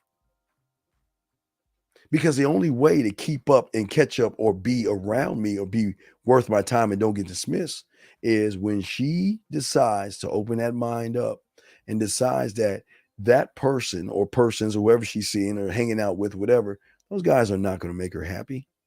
They can't make her something that, see, just like you guys, you think happiness is a box of cereal in the grocery store. And she thinks the same thing because that's what you guys have trained her to think. And that's why we have the advantage, because I'm not the box of cereal, nor is she. But wait a second. What if I change her reality and change her perception, and she begins to see the world in a new set of eyes, not through me, but by trusting me and trusting what I am when she's with me? What do you think happens? See, she won't be happy with me. She will become addicted to me, because for the first time, she'll realize that, yo, I don't need a man to fucking be happy. I don't need to define myself by a guy. In all my life in high school, I've been defining myself through other guys, or I've always let a guy define me or define my value. I always let a guy right. But I just think about all those guys. And this is the beautiful thing. I am not her happiness, nor will I be her happiness. I keep telling her, I don't want her to like me. I don't want her to be attracted to me. That's going to come along with it. I don't want her to fall in love, but she will fall in love. But the thing is that I'm not her happiness. I'm not. But through me, she will realize that happiness is not outside of herself.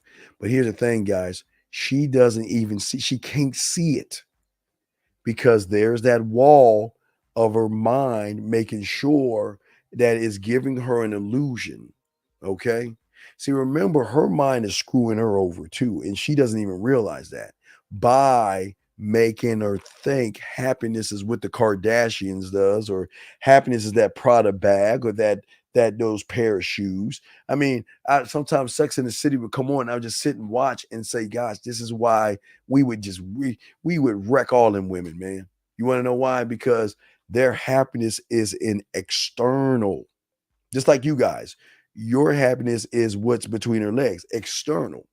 So that's why the two of you are on the same wavelength, because y'all are always thinking about the external that defines you. The external does not define you. Thank you, 223 Life. External doesn't define you, but you don't know that. But you're not supposed to know that, and nor will they even listen.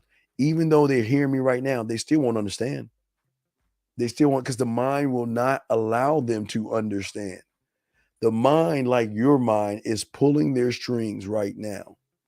And the beautiful thing about their mind, it's not even beautiful, but it's how the mind works. It's beauty in how the mind works. But in it working, it's kind of messed up, because just as I raised you, I can knock you down. I raised you up, and I can knock you down when I want to. I can make you feel good today, but I can make you feel the insecurity tomorrow. Don't mess with me. Don't you mess with me. You just keep doing what I want you to do. There's a guy. Let me just pump in this happiness and make you think that your value is in that guy. And you just keep making that guy happy. You just keep following the protocol. I'll decide if you're going to be in love. I'll decide if you're going to be upset. I'll decide everything for you. And you just sit there. And I keep telling you guys, this is why we win. Because I'm not her happiness. I'm her addiction. I'm not her happiness. I don't want, guys, you want to be that shit. Because you think, okay, if she's happy, then she's going to like me. Then she's going to be attracted to me. And maybe she'll have intercourse with me or sex with me. It's sad. That's all your worth is. Your value is just placed on what is between her legs. What does that say about you? I am the diamond. I am not just going to give you me if you do not earn it. There's no way, man. But in that, this is why we win. Because they can't have us. You lose because they can have you. And the reason they don't want you is right here. This is why they don't want you. Oh, wait, sorry, upside down. Sorry. This is why they don't want you. Why want somebody who can't make them feel sexy? Why even want you? Come on. Is a picture of the master on the throne getting his free worship and stock put on your feet, sir. I don't understand what you're saying, and don't talk like that. Please don't talk that way. Don't talk that way. But what I'm saying to you guys, you got any good questions? We're gonna wrap this up, but I want to know. I mean, if y'all got questions to ask, but at the end of the day, the most important thing that I'm trying to get you guys to realize is that not every year, not every month, not every week, not every day, not even every 24 hours, every second that you have a thought, you are in front of a fork in the road. And every thought that you have is going to either pull you towards your greatness because it's thoughts of you can't do it. You can't win. You can't do this and you can't do that. Versus run, make excuses, and just be a victim. The choice is yours. Nobody's trying to change you. You've got to change yourself. But what do you think what happens to a woman when she gets that same power? A power that she doesn't know she can get. Her power is always going to end when the mind decides this is your edge. And she's got to abide by that. So she can always go wide, but she can never go as deep, or she can never go past that point. So that's the important thing. She's got to find my beauty, because through my beauty, I'm going to show her she's beautiful to herself, not to me. It's not about, I keep telling you, it's as much as I would love for it to be about me. Nah, man. I want her. Do you understand when she's sexually liberated, or she's sexually free or mentally free, to realize she has all these years has just gone, it's just to the edge. And gentlemen, I got another movie for you to explain what. Ty and I were talking about that. M. Night Shyamalan's The Village. M. Night Shyamalan's movie, The Village. And the reason why I'm saying that is because this defines the woman exactly what I'm saying. And The Village is basically a bunch of people thinking they're in the 1800s. And they cannot go past the woods because there's some bad things out in the woods. But a blind girl decided to go beyond the woods to realize that they're just in the now, and that whoever created that took them away and put them in a secret area and made it a no-fly zone. And they actually thought that they were living in the 1800s when they were actually in the now. If let's say it was if the movie came out in 2004, they were in 2004, not the 1800s. But one must go beyond that edge. But see, one can't go beyond the edge because of the thought of the fear. See, they were held down by the fear of the people there. See, the mind. See, let me show you. I'm just setting it all up for you guys if you want to see The Village. The mind is the people that run the village. Okay? And what the mind will do will create a monster or a barrier that will keep the women boxed in, and you guys boxed in, that you will not go beyond that point because you have been told not to go beyond that point, which is another level of thinking, because then that goes into mommy, church, TV, media, and all that other stuff. It goes beyond that because you're told not to go out there, because if you go out there, bad things are going to happen. But what happens if you go out there and realize that the people telling you that things are going to happen were lying to you the whole time? But see, there are levels to this, layers. So what I want you guys to do is, if you get a chance, to watch The Village, M. Night Shyamalan, and you will see what I'm talking about. They would mark, they would literally, then this is how the mind is working. They would literally mark the doors and ring bells and put and use fear to keep these people held down. You got to see it. But see, that's how the mind is working. But the one that got out, the one that escaped, was blind. The one that got out was blind. Why? Because she didn't have a perception and a reality. She just went in those woods. She just went into the woods. She just went into the woods. She couldn't see. But see, y'all don't even see the layers in that. Y'all got to watch that, okay? That's your homework assignment. Y'all got to watch that, okay? Y'all have to watch that, okay? If y'all watch that, y'all will see the depth in what I'm saying. It's very deep. Let me get this last question. If or when they do come back from leaving, do they have to put more work in except to be back in? No, because listen. A woman has pride, okay? Let's take pride, and then let's take all the fans that she has. She can easily say you and be with somebody when she wants to. So it takes a lot of a man to make a woman say, shit, I fucked up. I gotta get back to that guy. I gotta get back to that guy. You see what I'm saying? But hey, it's called The Village. The Village. M. Night Shyamalan. The Village. And the layers of that movie is what your story is and what their story is. It is a mindset and a perception that is created by a group of people, which we'll call the mind, that is lying to the people, you, saying that if you go beyond beyond the woods, which is your comfort zone, that bad things are going to happen. But the reason the blind girl went in there is because her perception and reality was totally different. See, the villagers would see the marks. The blind chick was only told about the marks. She didn't know, but she felt that something happened. She's like, oh my God, I got to go out. I got to try to find help. I can't find help here. So I got to go into the woods. So she had no choice. And she did it. She went into the woods.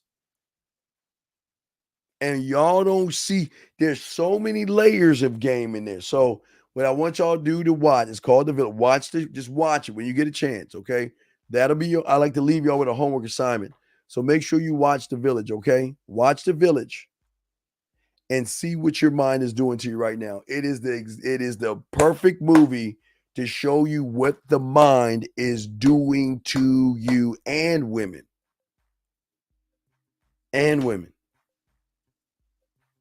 The mind is going to keep you where it wants you at by lying to you and making you believe, because remember, the trust that they had in the elders is why they messed up. They didn't question anything. They just followed along like good soldiers. So the elders will give them freedom, let them have fun. But every once in a while, there will be a mark on that door. Oh my God. Oh my God, the door is marked. Oh my gosh, we got to hide. Oh my gosh, the bell's ringing. I forgot they had to mark the door to keep them away. I forgot what they were doing. But I forgot, it's been so long. But what I'm saying is they were lying like the mind is to you. And this is why the blind not being blind, but be able to change your perception and reality and stop believing everything people tell you. My gosh. Well, the blind girl was so passionate to save the guy. I think it was her boyfriend or fiance. She was so passionate to save him. She took the risk to go in the woods to give her life up to help him. But in going in the woods and realizing that all this was a lie, there was nothing in those woods except the people pretending that there was a monster in the woods. Yeah, thank you, Peach. Yeah, but they'll see it. It's been a while, Peach. I forgot the whole thing, but it's been a while. So but y'all got to watch it. It is the one movie nobody's telling you about, but it's a movie that defines your life right now. It defines you right now. What your life is defined in that movie. All the elements are perfectly in place. Remember, write this down. The leaders of the village are the mind. You are the villagers. The forest is your comfort zone. So those are I don't know if it's on Netflix. I wait, let me see. I can check real quick before we wrap it up. Let me see. Where's my joystick? I don't have my joystick around. I can't. Let's see. Where's my joystick? No, I don't see it. I don't see it here. But anyway, what I'm saying is just watch it. I don't know if it's on there, but I'm saying you got to see that, okay? So meaning there are things that you know, things you don't know, things that represent and see, things you don't even know you know. Well, you don't know what you know because you're told what to know. Remember this, B. Remember, they are told what to know. They weren't allowed to think. You'll see what I'm talking about. They were not told to think. They were told to, and you know what? We'll talk about that tomorrow night. We'll have a show and we will discuss and break down the village and break down how your mind is tricking you. Okay, so we'll do that. Let me grab this last message from James. Me, how are you today? Your body and energy feels familiar. Really, how familiar? Me, yeah. When I look at your body, I get that familiar flow that's slowly running my fingers. Slowly run my fingers on you.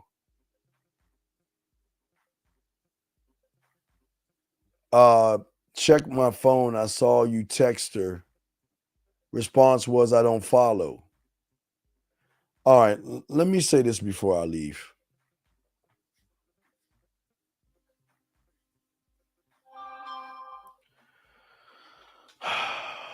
Let me say this before I leave.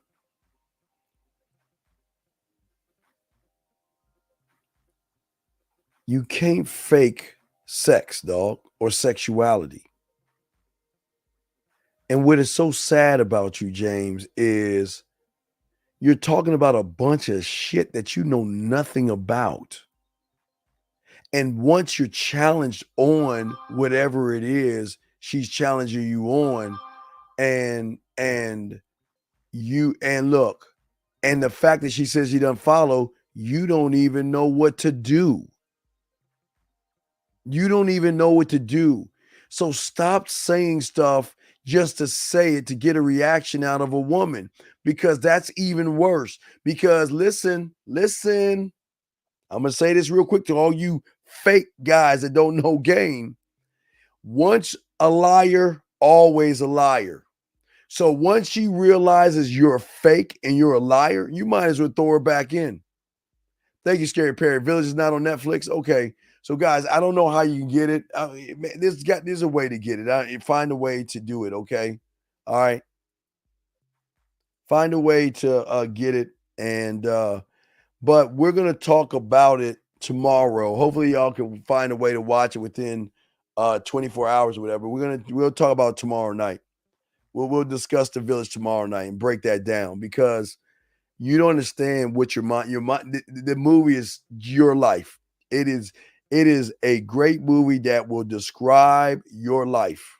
Okay. On your life. But can't you see it on Amazon? I mean, I'm sure it's playing on either Amazon Prime or something. I don't know if y'all can get to it. It's an M. Night Shyamalan movie. Yeah, if you got a Fire Stick, you got it. Okay. But yeah, you can Amazon Prime, $3.99, $4. But if you want to, I mean, again, if you want to be a student, you'll get it to see what we're talking about. Because if you don't watch it, you're not going to understand. It is your life. The movie describes you. The movie describes you. But we're going to talk more about it and break down all the components that are holding you back. The movie is you. The movie is you. So however you find it, however you watch it, gentlemen. But also there's one other thing I want you to watch, and at the end of the day, and that's The Graveyard. And always remember, everybody in there, they had one thing common. They thought they had tomorrow coming to them. Live every day like it is your last, and you're going to be fine, gentlemen. You're going to be fine, okay? Gentlemen, you need me, get at me at themanmindset at gmail.com, themanmindset at gmail.com, themanmindset at gmail.com. But again, I'm just saying, if you actually want to get an understanding of what your life is like, I'm telling you, I haven't gone wrong. Told you about Bridges of Madison. I gave you a bunch of movies. But if you want to, we're going to talk about this tomorrow, okay? And I think we'll title it, Tell Me About Your Village. Tell me about your village. But also what we'll say is, and we'll talk about it, but guys, tomorrow we'll also talk about how women get hooked on when they get outside of the village, when you can lead them outside the village. So we will talk about the village, and we'll talk about how women will get hooked on you, okay? Because it's inevitable.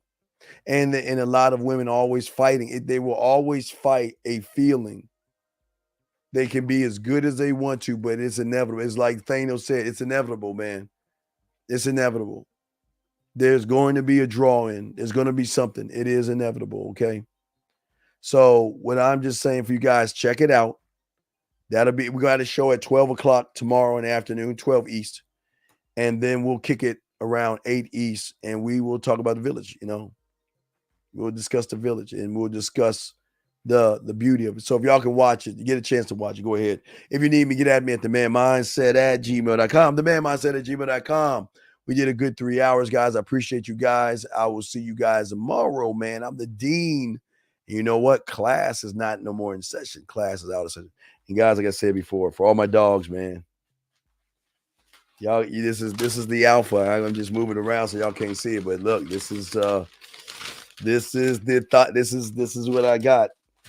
I got something. I got something working. So that's why we do a show yesterday. I got something working. I gotta see this through. It's a lot of work, but I gotta see it through, because that's what we do, is see it through. And that's why they love us, ladies. You know what I'm talking about. Peace. Just like that, man mindset. Just like that, man mindset. Have a good night, the show is over. Take notes and use what the dean has told you. Now with dating, your game is colder. No hesitation when you approach her. Gotta level up, gotta keep on rising. Till you the best, got the touch like Midas. Now you got style, you got all the women flocking. So many options, now you got it popping. Thank you for tuning in. Hey, just like that, man mindset. Gotta come back again. Hey, just like that, man mindset. Email themanmindset at gmail.com. Like, subscribe, and share.